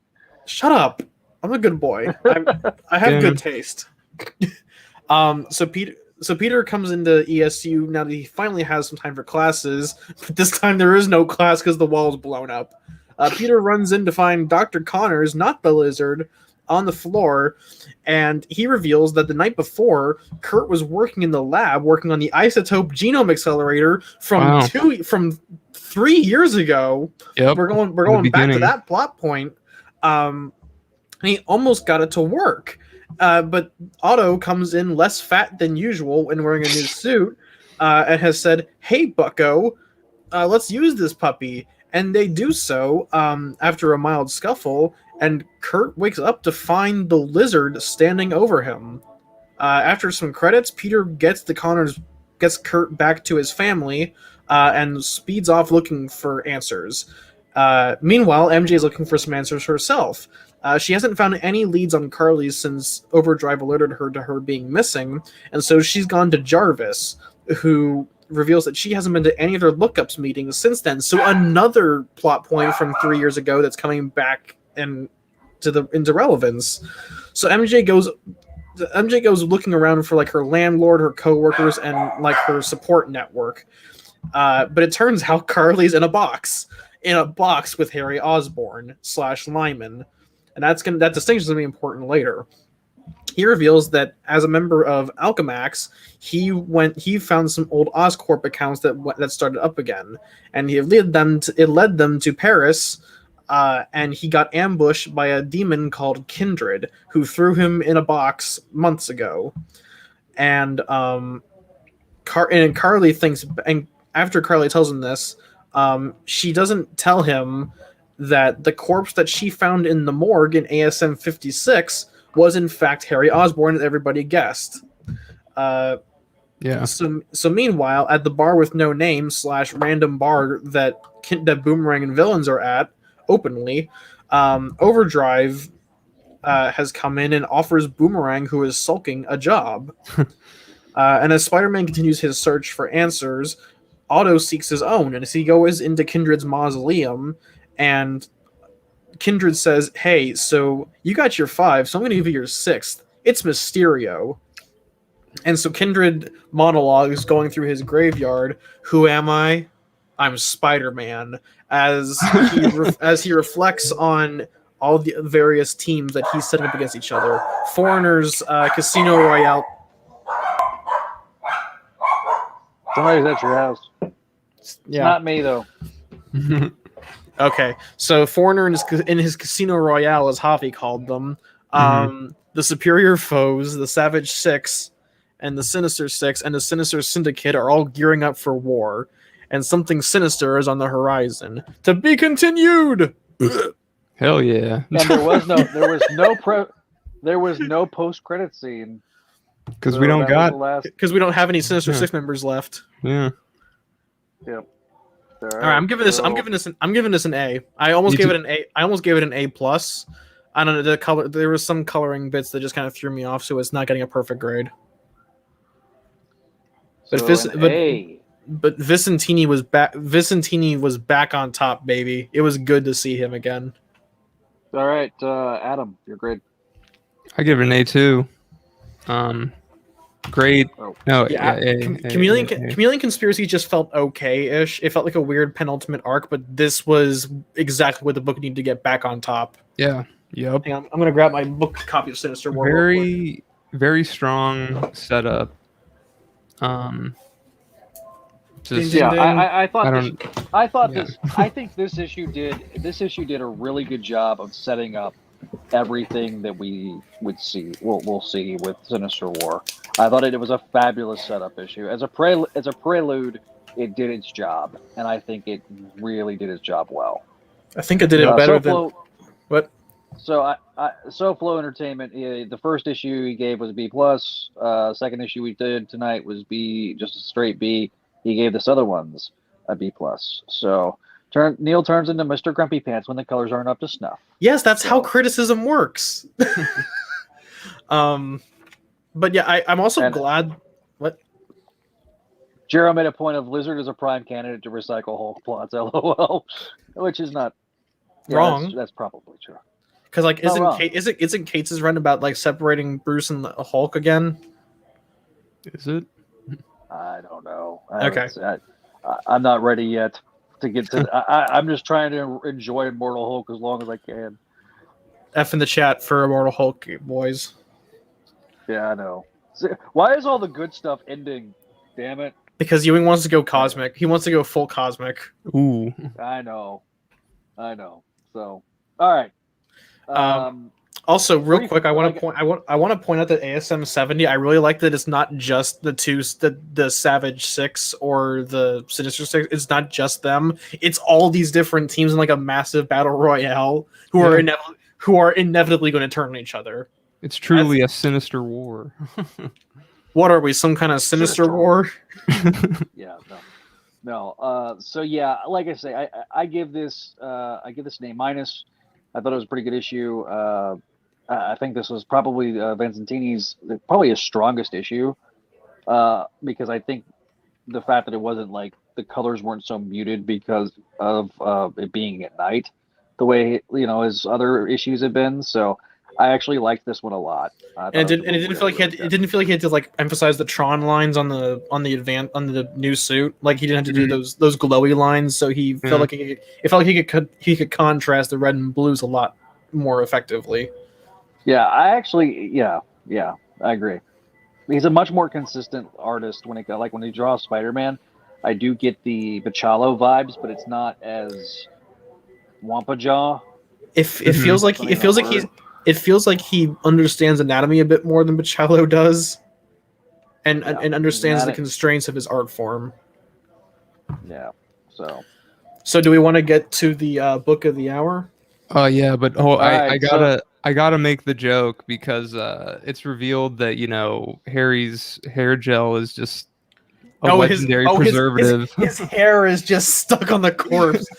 I made a joke on the Crawl Space podcast that when Gleason started that trend for Last Remains, he ran past Vicentini office like, this is what you have to do now. You have to put all the hair on the corpses. This is editorial mandated. Yeah, I got Nick to sign off on it. I kind of did chuckle at the fact that the Osborn hair will never die. No. Don't apologize. Yeah, the Osborns might, but the hair won't. Yeah, exactly. All right, so we are at Also, the Harry. hour. Also, just real quick, I just realized this one more thing that people were saying like, oh, Kindred's a chameleon, even though he has satanic power. Right. It's for Harry Lyman. Like they're told Yeah. they didn't say like, oh, we have this extensive network of chameleons just to say that Kindred is one. Yeah. I think it's Harry Lyman who's been like sleeper agented into thinking that he's really Harry Osborn. Yeah. Yeah. Okay, so the book of the day, Sinister War #1, written by Nick Spencer. Also, I'm kind of glad Brisen's not. It's not that I don't want Brisen. It's not that I don't want Brisen. I think he's a good writer, but this is Spencer's book, so it needs to be him. Yep. So written by Nick Spencer, art by Mark Bagley, inks by Andrew Hennessy, John Dell, and Andy Owens, and colors by Brian Reber. So for those of you who didn't read Damnation, there's a building in Las Vegas called the Hotel Inferno. It used to be the prison of and is now owned by our friendly neighborhood demon Mephisto. And in ASM number 60, we are left with the cliffhanger of where is Peter Parker's soul, as what's wrong with it, as Doctor Strange confronted the man himself, Mephisto, who just got out of a massive fight with the Avengers over Heroes Reborn. And meanwhile, in defiance of reality, Strange has not moved since ASM number 60 and is instead speaking with Mephisto, and says his soul cries out, not just from pain or suffering, but from loss. Something has been taken from him. And Mephisto points out, you flatter me, but the nation of my particular game, I can't take anything. It can only be given to me. And so after a double-page spread credits page, we cut to the premiere of MJ's movie, where Bagley reminds us that sometimes he has trouble drawing faces good. And Peter recalls that MJ's gone through a lot of ups and downs, and that she's been there for him all this time. So he's gonna be here for her on her night, and he's not. He's not center of attention tonight. It's her. And Peter runs into Cage McKnight, who is secretly Mephisto. I almost said Mephisto. Mysterio in disguise. And as MJ and Mysterio talk about their plan, they talk about what's been happening since MJ came back from Los Angeles or from Hollywood. Peter contemplates his own plan that last month somehow everything from ASM 29 to now has been 1 month. That's the biggest little bullshit I've heard tonight. That is the longest month in the history of mankind. Peter has assuredly gone insane. Month. Peter has assuredly gone insane from fighting Carnage, going through time multiple times, fighting Vermin and Gog, getting killed multiple times by Kindred, learning that his best friend is a demon now. What else happened? Oh yeah, he fought Storm and Norman Ravencroft. Norman's good now. He had an emotional breakdown with MJ. He got a fancy new suit and did some live streaming for Twitch for a couple of days, and he had to deal with the clairvoyant stuff all in 1 month. Yep. You could probably somehow Absolutely. fit that, but you can't. It's a leap month. Like, It doesn't exist. It's lost in time. Is this Peter's like hallucination in the clairvoyant? Like he's still in there and it's all been compressed into 1 month. So anyways, the Savage Six are they're dancing with the devil in the pale moonlight as they watch over MJ's premiere, and Vulture has a stroke as he says, give him a twist he'll never see coming.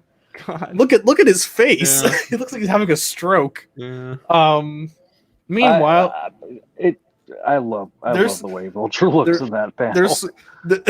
Scorpion's having weird thoughts. Rhino wants to punch himself in the head. Stegron's just high. Tarantula is trying to look serious, but it looks like he's LARPing instead. And King Cobra is just like, he sees a hooker on the side of the road and goes, "Whoa, mama!" Meanwhile, in hell, the mausoleum, Kindred is looking over Harry Lyman and Carly Cooper.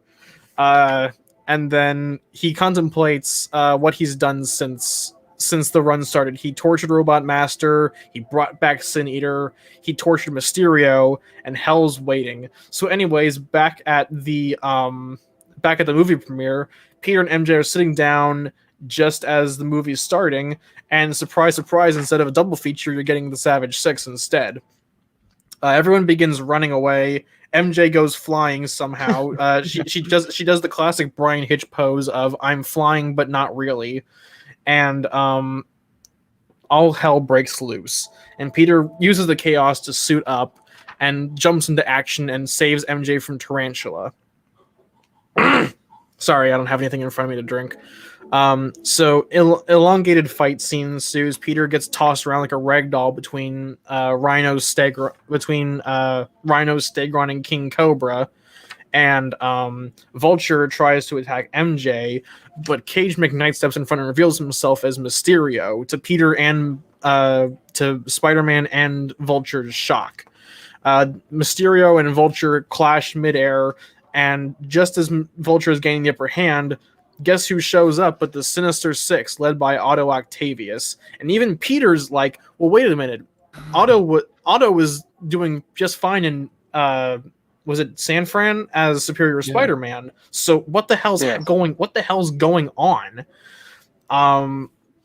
And so they've completely ignored MJ now, and they're just going at each other. It's like watching it's like going to the zoo and watching the apes in heat fight each other. And Peter is trying to figure out what's going on with Mysterio, and MJ's like, yeah, I knew. And Peter talks about like, why would you do that? And she's like, you had a roommate, you had a roommate who was a supervillain, and you're still friends with Black Cat, so don't give me that shit. Peter saves MJ and from getting hit by Sandman, and Mysterio drops a pretty big truth bomb that he knows something about the two of them, and it shows Mephisto in the top right corner as he's ruminating. It's the reason all of this is happening. But guys, I was told that one more day was gonna be dropped as a promise. They let me down with this. I have people who have been saying that that they were given broken promises for one more day being addressed, and that's total horseshit. It's being addressed in this issue. Yes. Yeah. Okay. Sorry, I'm sorry for the swear. So Peter gets back into the fray, and as he's fighting Dr. Octopus, Quentin does essentially a double turn. He grabs MJ and teleports away with her, and Peter gets clocked in the head by Doc Ock. After a blank panel, Peter wakes up and realizes where he is. He's in the mausoleum, back with Kindred.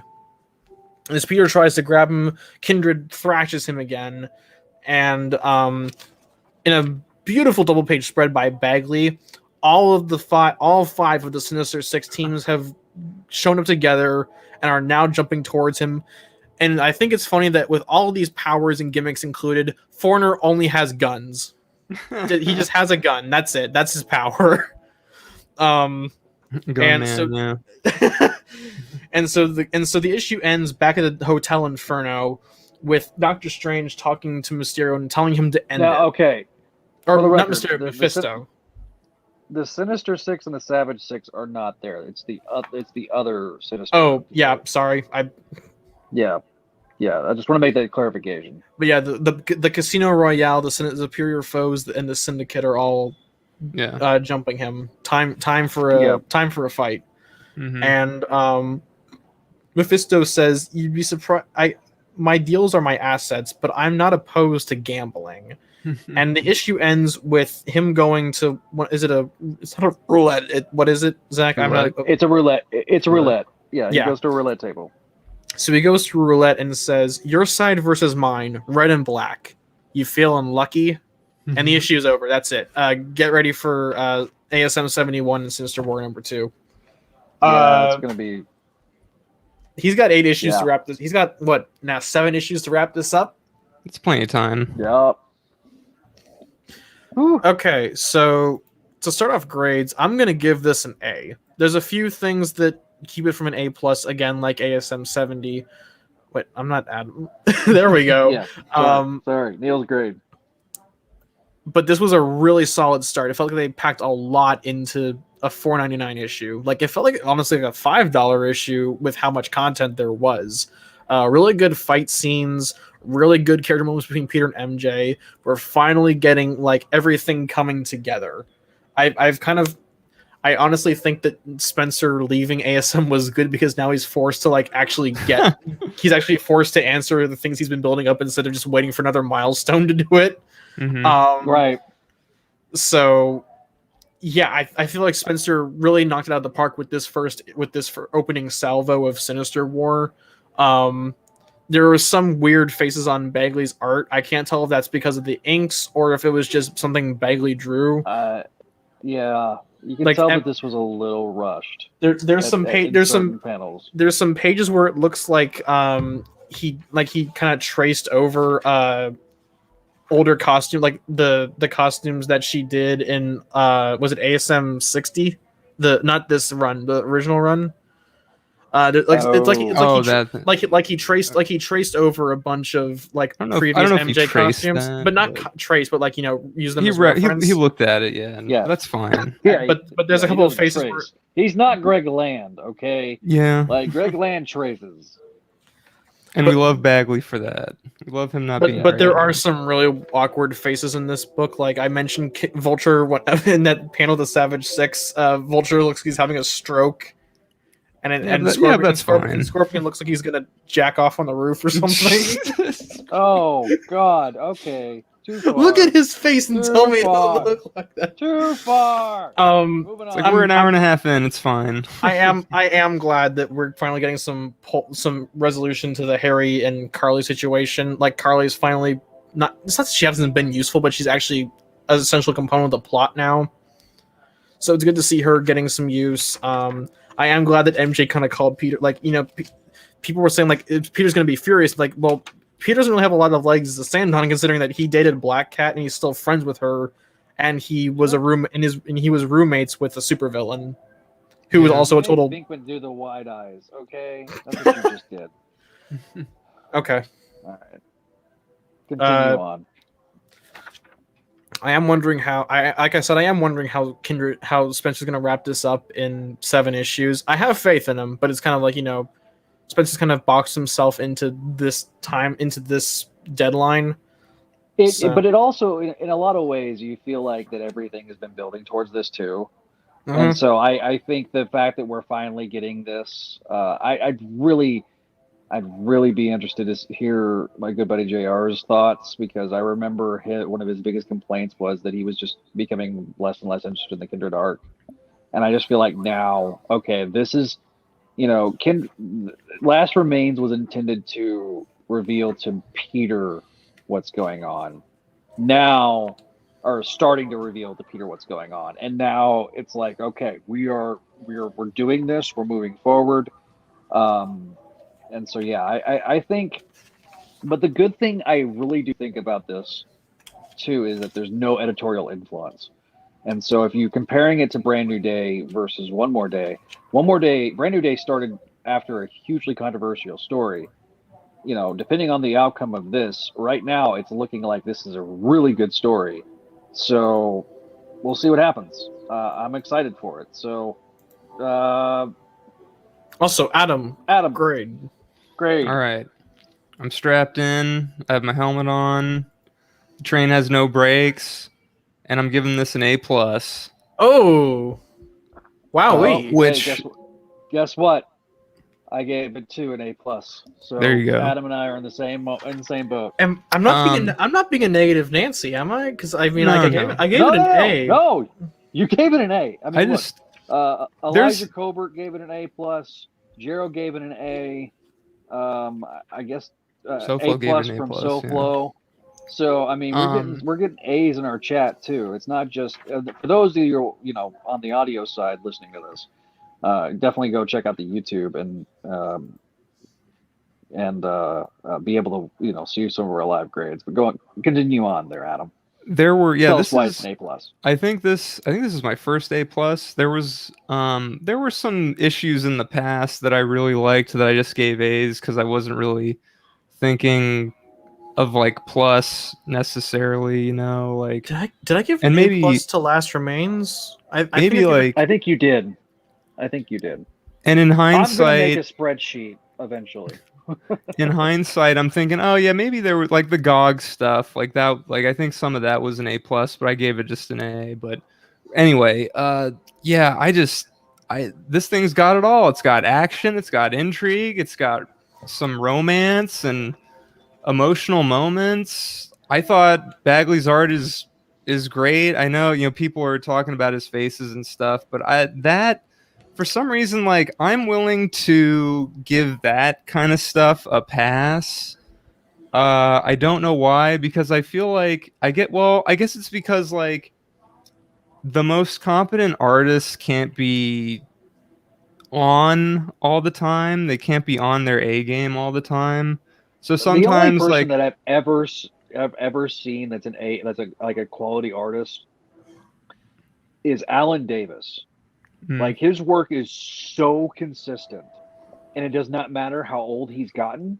Mm-hmm. He's just still just as good today as he was 10 years ago, Yeah. 50, 20 years ago, 30 years ago. I mean, he's just fan-freaking-tastic. And I kind of feel the same way with Bagley, too. Yeah. I mean, yeah, sometimes his faces get murky, but I'm okay with all that. And Yeah, I don't think it's Bagley's fault even. Like I've mentioned before that one of the banes inkers, maybe, one of the banes of my existence since Bagley started working on ASM has been John Dell's inks. And you can tell which pages are his. The ones with like really incomplete line work. And actually he does a better job of like blending with Hennessy and who's the other one? Crossley? Not Crossley. Yeah. Andy Owens. He does a lot better job of blending in which ones are which. And I'm wondering if it's like John Dell did the first round of inks in physical and then Hennessy went over them in digital. But I think that like someone like Mark Morales, who did a bit of John Romita Jr.'s work on Tom King's Batman work, I think Bagley would sincerely benefit from an inker like Morales. Agreed. Absolutely agreed. Um, But no, I mean, listen, Yeah. I get what you're saying, Neil, and I understand it. sure. But I am here for it. I am Yeah. here all day long for Mark And it might also be that as an artist, I am trained to notice this stuff. So Yeah. when I Right. see it, Your perspective is very much similar to how the perspective went on CSC, especially when we had Gerard, because Gerard obviously was a guy that drew. He's a great artist. If you haven't seen his work, go to Spider Tour 2 on DeviantArt, and you can find his stuff there. But yeah, I mean, he would bring that eye to the artwork, and I completely agree. He's not been a big fan. I know in the past when we've talked about Bagley's current stuff, he hasn't been as big of a fan of his stuff. It's like it's still Mark Bagley. It's still like, it's not God tier, but it's just below God tier. So One thing about Bagley is that I like Bagley, but I'm not a huge fan. But I recognize that like he's he's in the top echelon of Spidey artists. Like he's a Spidey icon, and basically this issue is just pure Spider-Man. Like it feels like Spider-Man. I'm Yeah. going to be interested to see how next week's ASM issue is going to reflect Sinister War. Is it going to be? Hopefully, it's not Clone Conspiracy level. Like this is the expanded version of everything else.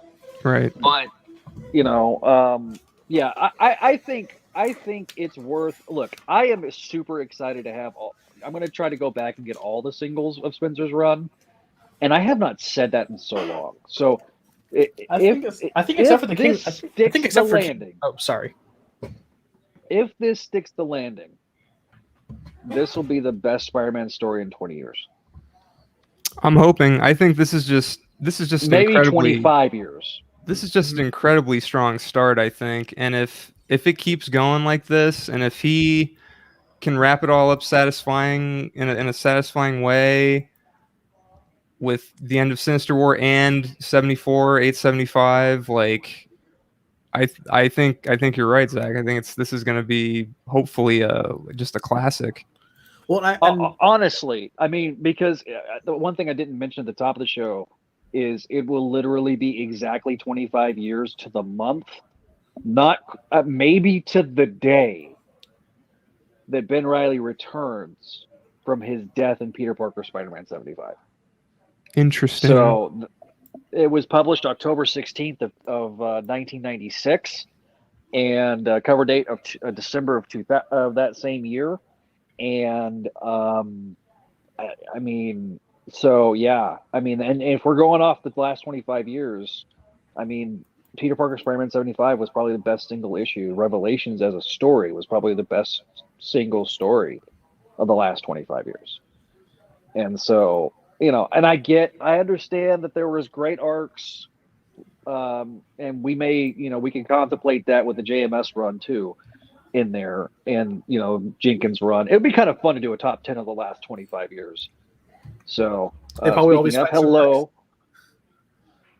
So, yeah, we may do that, like following Spencer's run, because now we can sit there and go back and say, okay, we can have the complete picture. That's the thing that I really like about it. So obviously, Adam's grade is an A+. My grade's an A+. Let's kind of round up any other final thoughts on this before we move on to the final story part.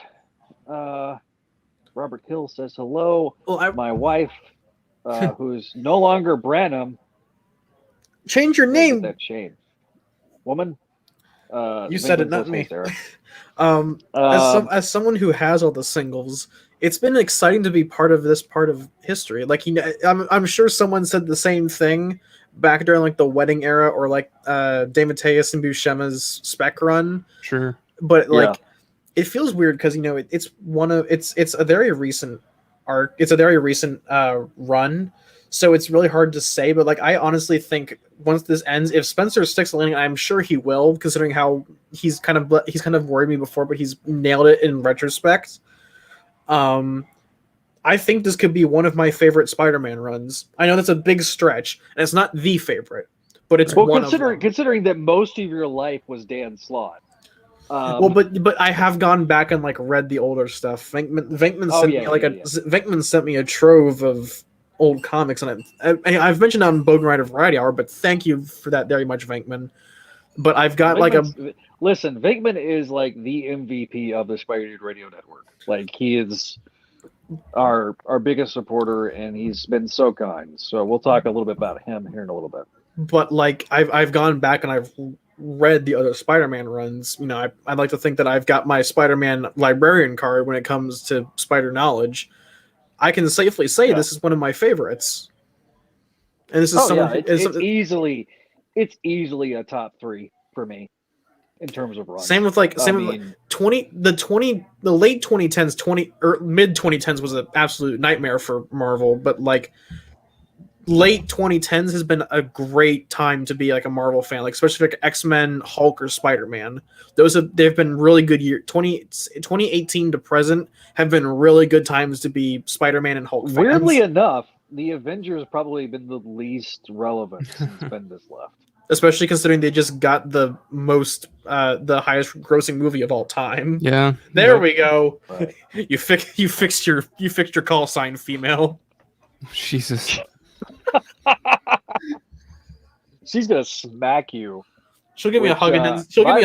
By the way, speaking of, I have not mentioned this, but I don't know the exact dates yet. But my official home base. This is not my official home base, for the record. Right. But Sarah got a job in the Houston area, and so we're going to be moving sooner rather than later. So that's exciting. I get to be close to Gabby. Yeah. So that means it'll be a new office / setup over in Baytown, or yeah, it'll be in Baytown. So we'll only be like an hour away from Neil. Only an hour.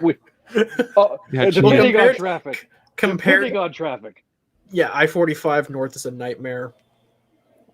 I-45 in general can be a nightmare. Yeah, but sometimes south can be okay. Just never go north. Yeah, and I don't get that. I guess you got all those people going to like Huntsville and Conroe and all that, because like when I'm driving in on rush hour, it's always worse north than it is south, and I don't understand that. Like it's like everybody's leaving downtown. Well, I don't know if it's like the rising cost of living, but like I don't see it being much better up here than it is down there, because like the Woodlands in Conroe are like the money hole of Texas.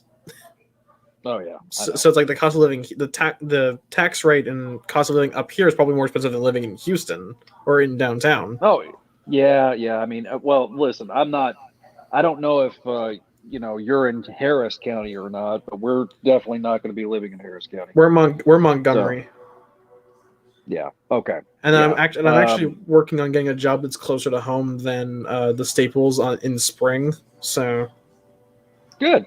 Robert Hill. He is so excited that Ben Reilly is returning as Spider-Man and that new Mafex Ben Reilly is due around the same time. It's like the 1990s all over again, and I love it. I get to live through it again. You get to live through that era again. I get to live through it for the first time. Yeah. Yeah. So speaking of, Neil, if you want to grab the article from Marvel.com about the new action figures that debuted. One of the reasons that Paul jumped off was because he does not want to be spoiled. So we got some new Funkos. We got some new Marvel Legends. Do you want me to change my name to being an unholy amount of merchandise? Yeah, so new Marvel Legends, Funkos, and more is what I put is the tagline I've got on the screen. There we go. I sent you the link. I'll screen share it so that you don't have to. Yeah, I can't screen share it on the iPad. Okay, hang on one sec. It's gonna make me open a new window. There you go. By the way, I'm running the new iOS 15, and I am not hating it. Are you beta testing? Yeah, I'm beta testing the new iOS. All right, so we got some new Far From Home, or No Way Home, excuse me. Brand new look at Spidey Funkos, some Spidey masks, and stuff like that. So there's a bunch of stuff that got released. What was the date? Was this last Thursday? Yeah. July 2nd.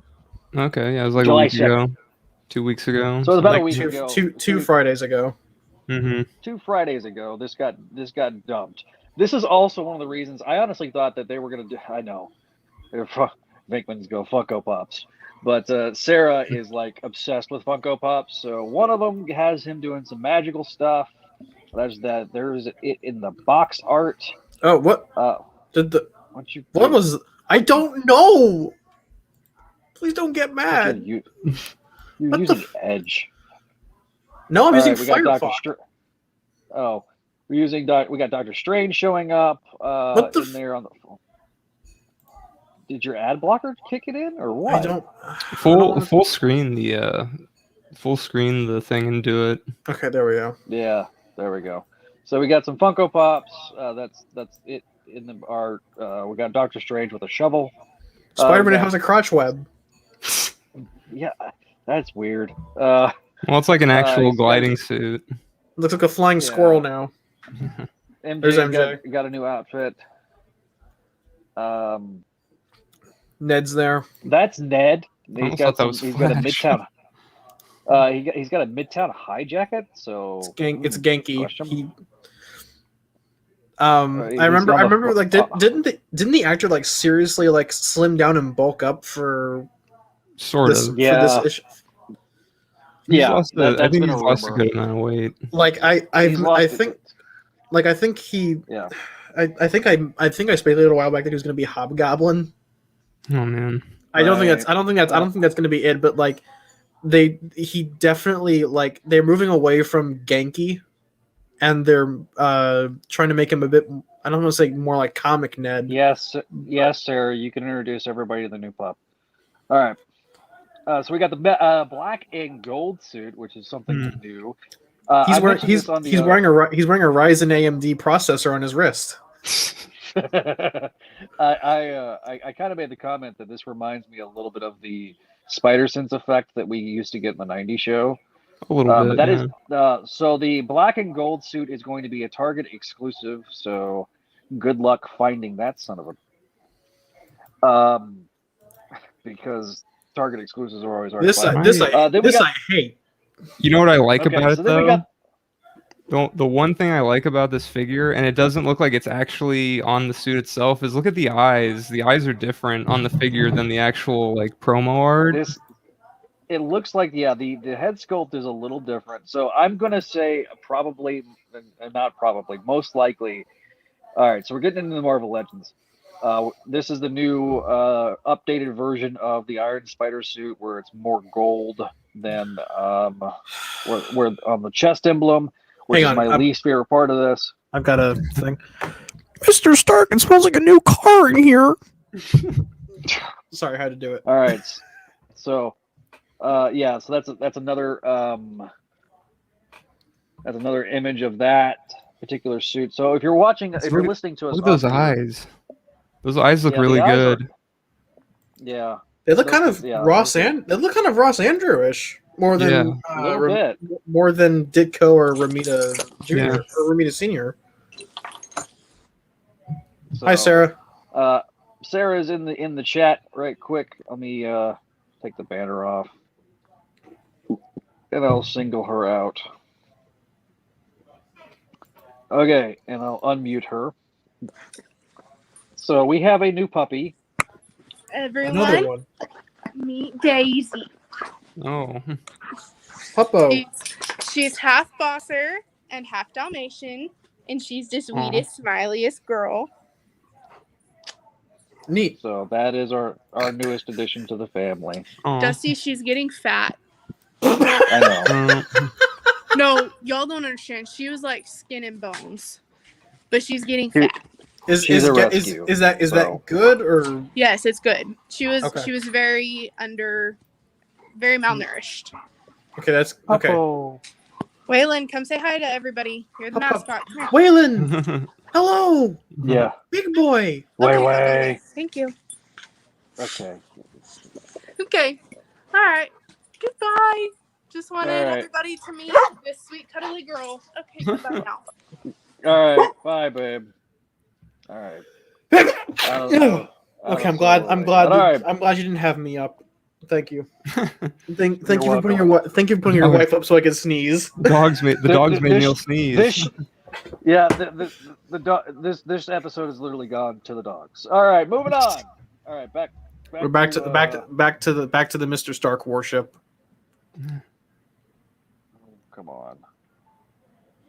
Lucian's team. Industry. There it There is. we All go. right. So yeah, we. Yeah, I more like those. images, This- and then we get. Because Yeah. compare the This one's eyes to interesting. that one. Like the eyes are more round on that than the other one. But And I the- and think And the in hot toy actual- and the Hot Toys leak confirmed that these red things are actually part of the suit. It's not just like a Yeah. Marvel Legends gimmick thing. So yeah, because there was some people saying that maybe This was a prototype, right? this was from the promotion or the not the promotional art, but like the artwork, not the actual set. So the good news about everything getting delayed is that these should be a little bit more screen accurate, because they usually are going off of like promo designs when they're designing these. So sometimes there's going to be some inconsistencies. A great example is Red Guardian from the Black Widow wave. That was all based off of concept art and not what actually happened. So then when they did the re-release, he actually looked a lot more like he did in the movie. So yeah, and there'll be a couple more images. These are this is the second time. The next one that we're going to be talking about is J. Jonah Jameson. This is the second time we've seen Jameson. I would hope, and I hope that they might give us a Raimi era Jameson head. I'm just so glad that Alex Jones is getting representation in the Marvel universe. It's so great. It's so great to see that Marvel is at least acknowledging that they have some semblance in realism in their world. Yeah, Robert Hill makes a point. These designs are getting weird. They remind me of those old Batman figure variants from the Kenner days. Kinda, yeah. So yeah, all right. So a little bit closer image of Jonah yelling, which I'm okay with. I hope he comes with a desk. If he Miss comes with a desk, Brandt, I'll be why very do my arms have holes in them? Yeah. Why are my joints? Why are my joints given? Why are there balls on my joints? So this is one that I know that people are going to be kind of griping about. That Dr. looks pretty Strange is in good. there. That looks a This lot one, like Cumberbatch. I think the real scan, the real scan technology, I think this is the best head sculpt Yeah. of the MCU Strange, but there's a lot of people griping that this is complete reuse. And they may not be wrong. So It does make, whenever I play with it, I will feel like I'm Benedict Cabbage Patch. Yeah. there you go. All right, keep scrolling through. All right, so he's got some new hand effects, which actually are really nice looking. So that's nice. I got rid of most of my MCU figures, so it's not like I still have them. So I'll have him just for reasons. So I guess it's keeping the Eye of Agamotto after Thanos broke it. well, yeah, it got somehow returned. So This is weird. Yeah, these are the new Nerf stuff. Yeah, whatever. Just keep scrolling through. It's called the Web Bolt. Yeah. I feel like this was like this is a repurposed Iron Man toy. I'm being honest. Yeah, keep scrolling. It looks exactly like Iron Man. It's gold and it almost looks like an Iron Man head. Yeah, the standard Spider-Man face mask that your kids can get at Walmart. It's pretty cool.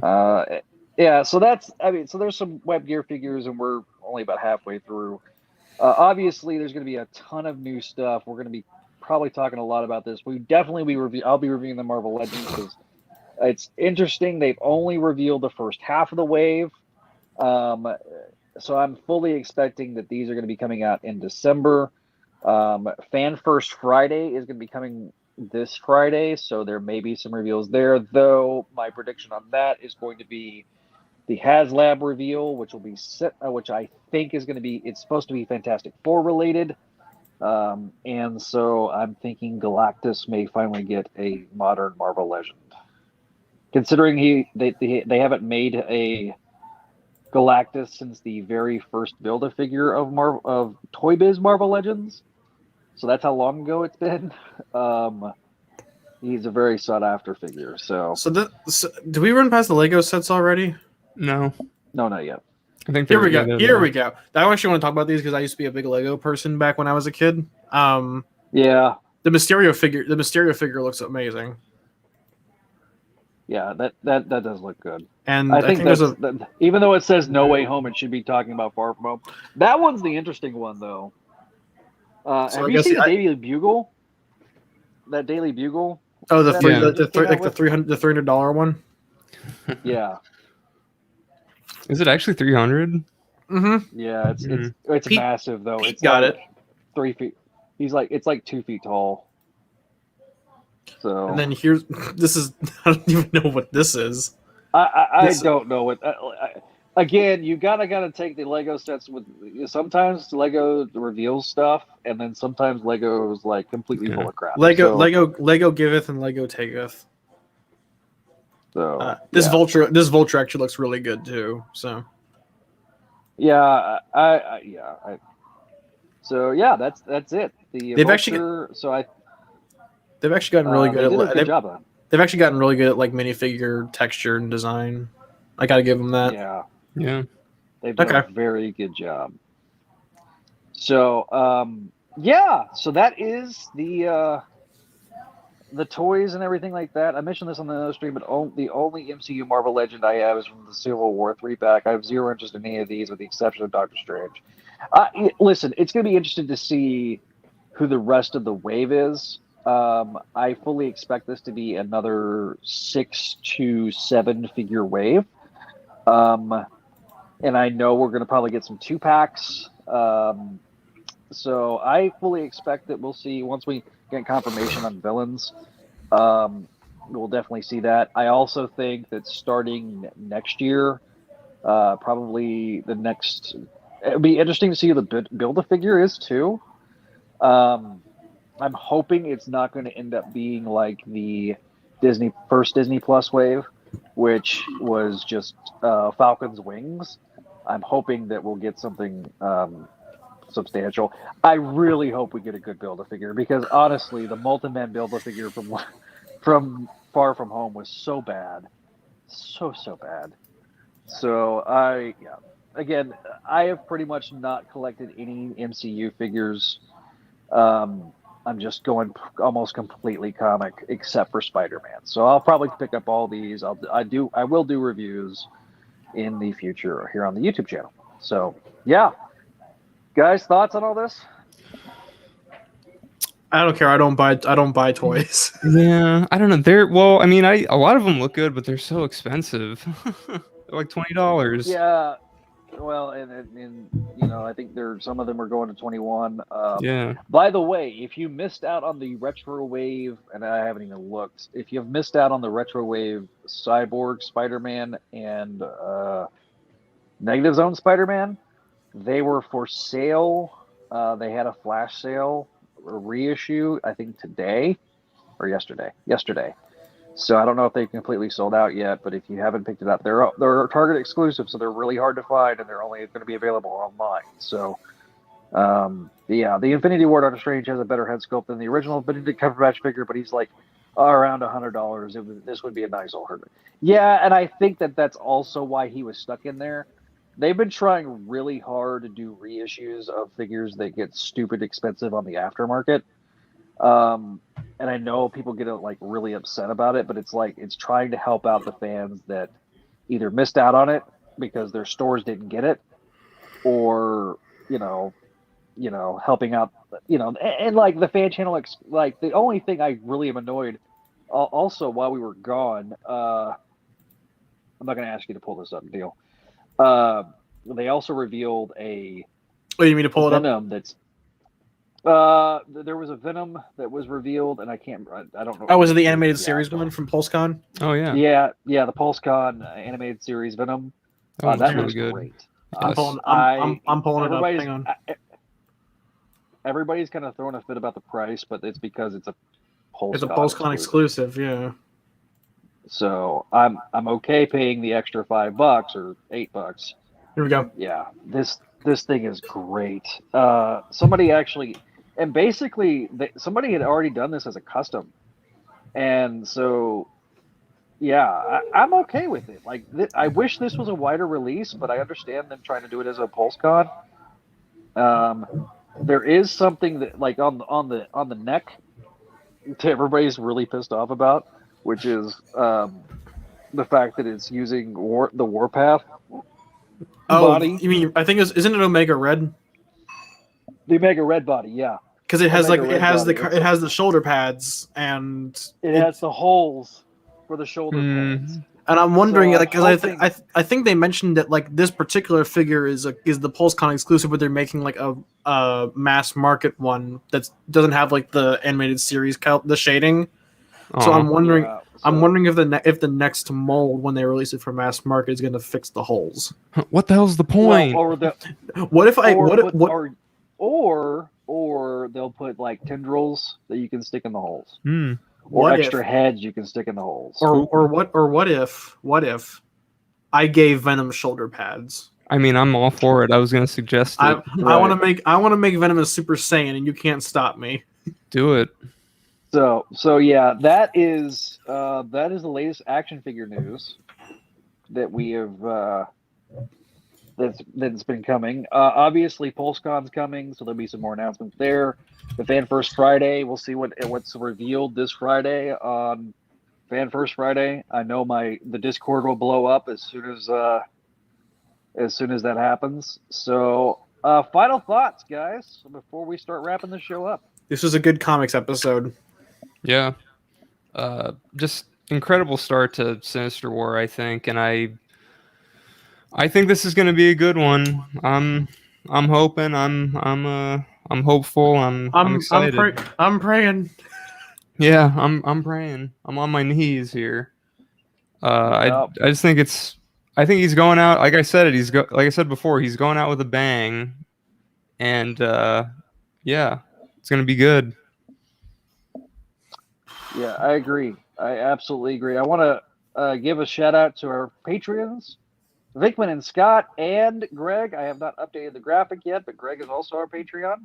Patreon page at patreon.com/Spideydude Network. Check that out. Also, if you want to listen to the first episode of Voices from the Eyrie, a Gargoyles podcast, it is now available to you live right now if you become a Patreon subscriber. All our Patreon subscribers are getting the first episode for them, and so yeah, that is one of our exclusive things with Patreon.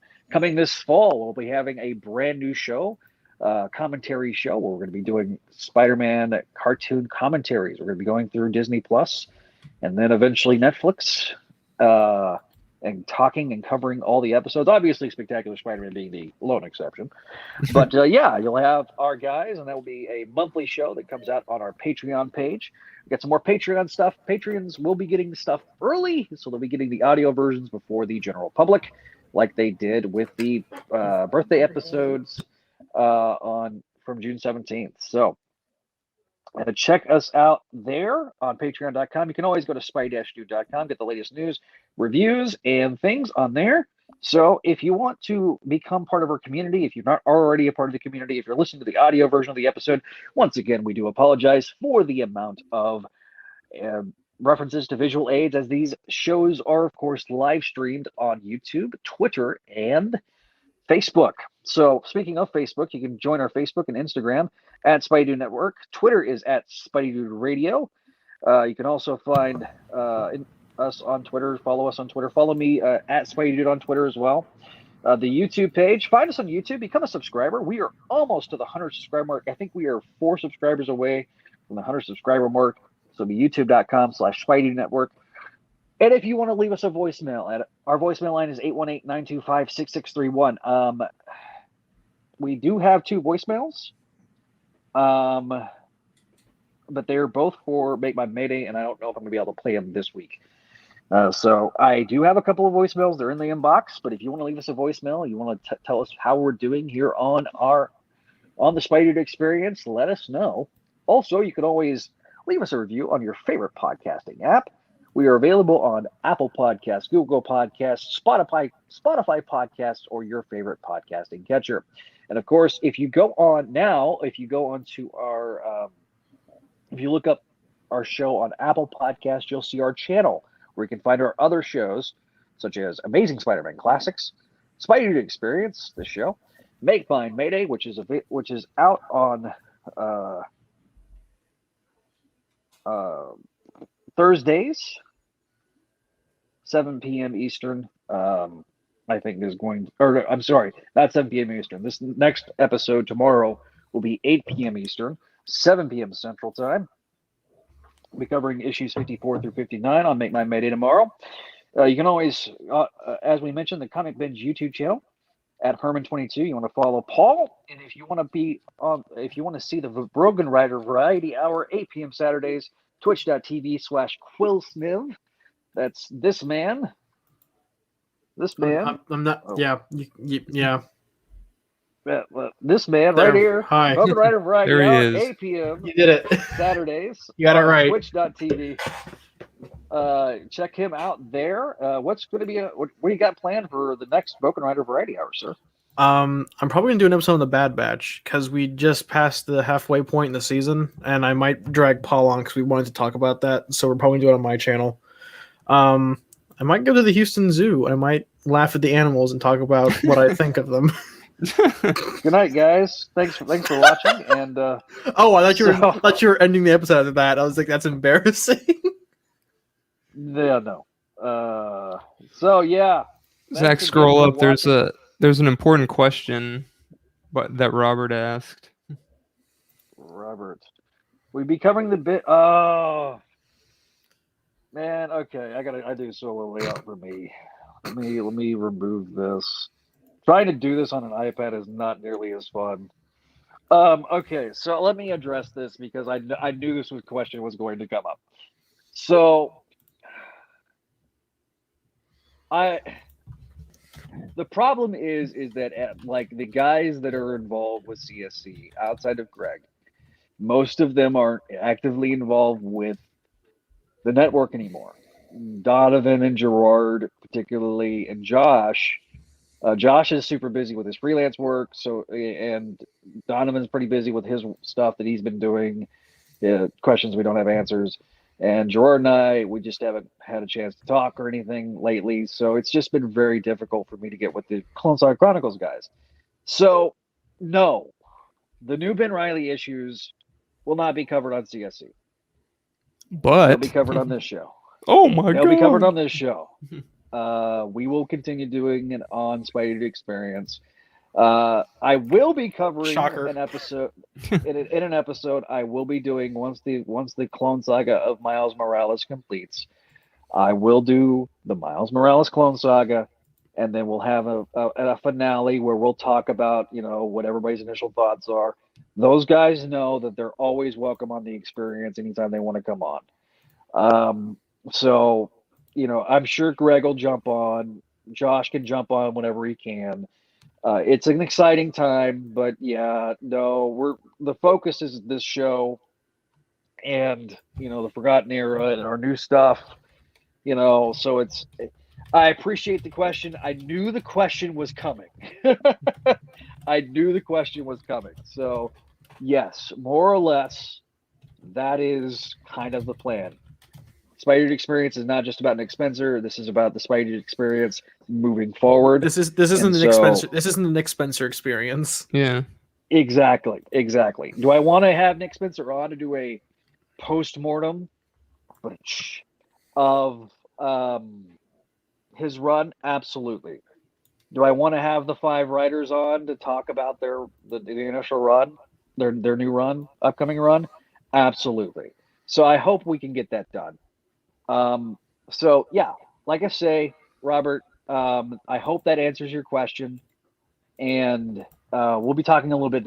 We'll be talking about that more as time goes on. So yeah, with that, ladies and gentlemen, we're gonna wrap this episode up of the Spideydude Experience. Thanks again for watching. Thanks again for listening to us on the audio version.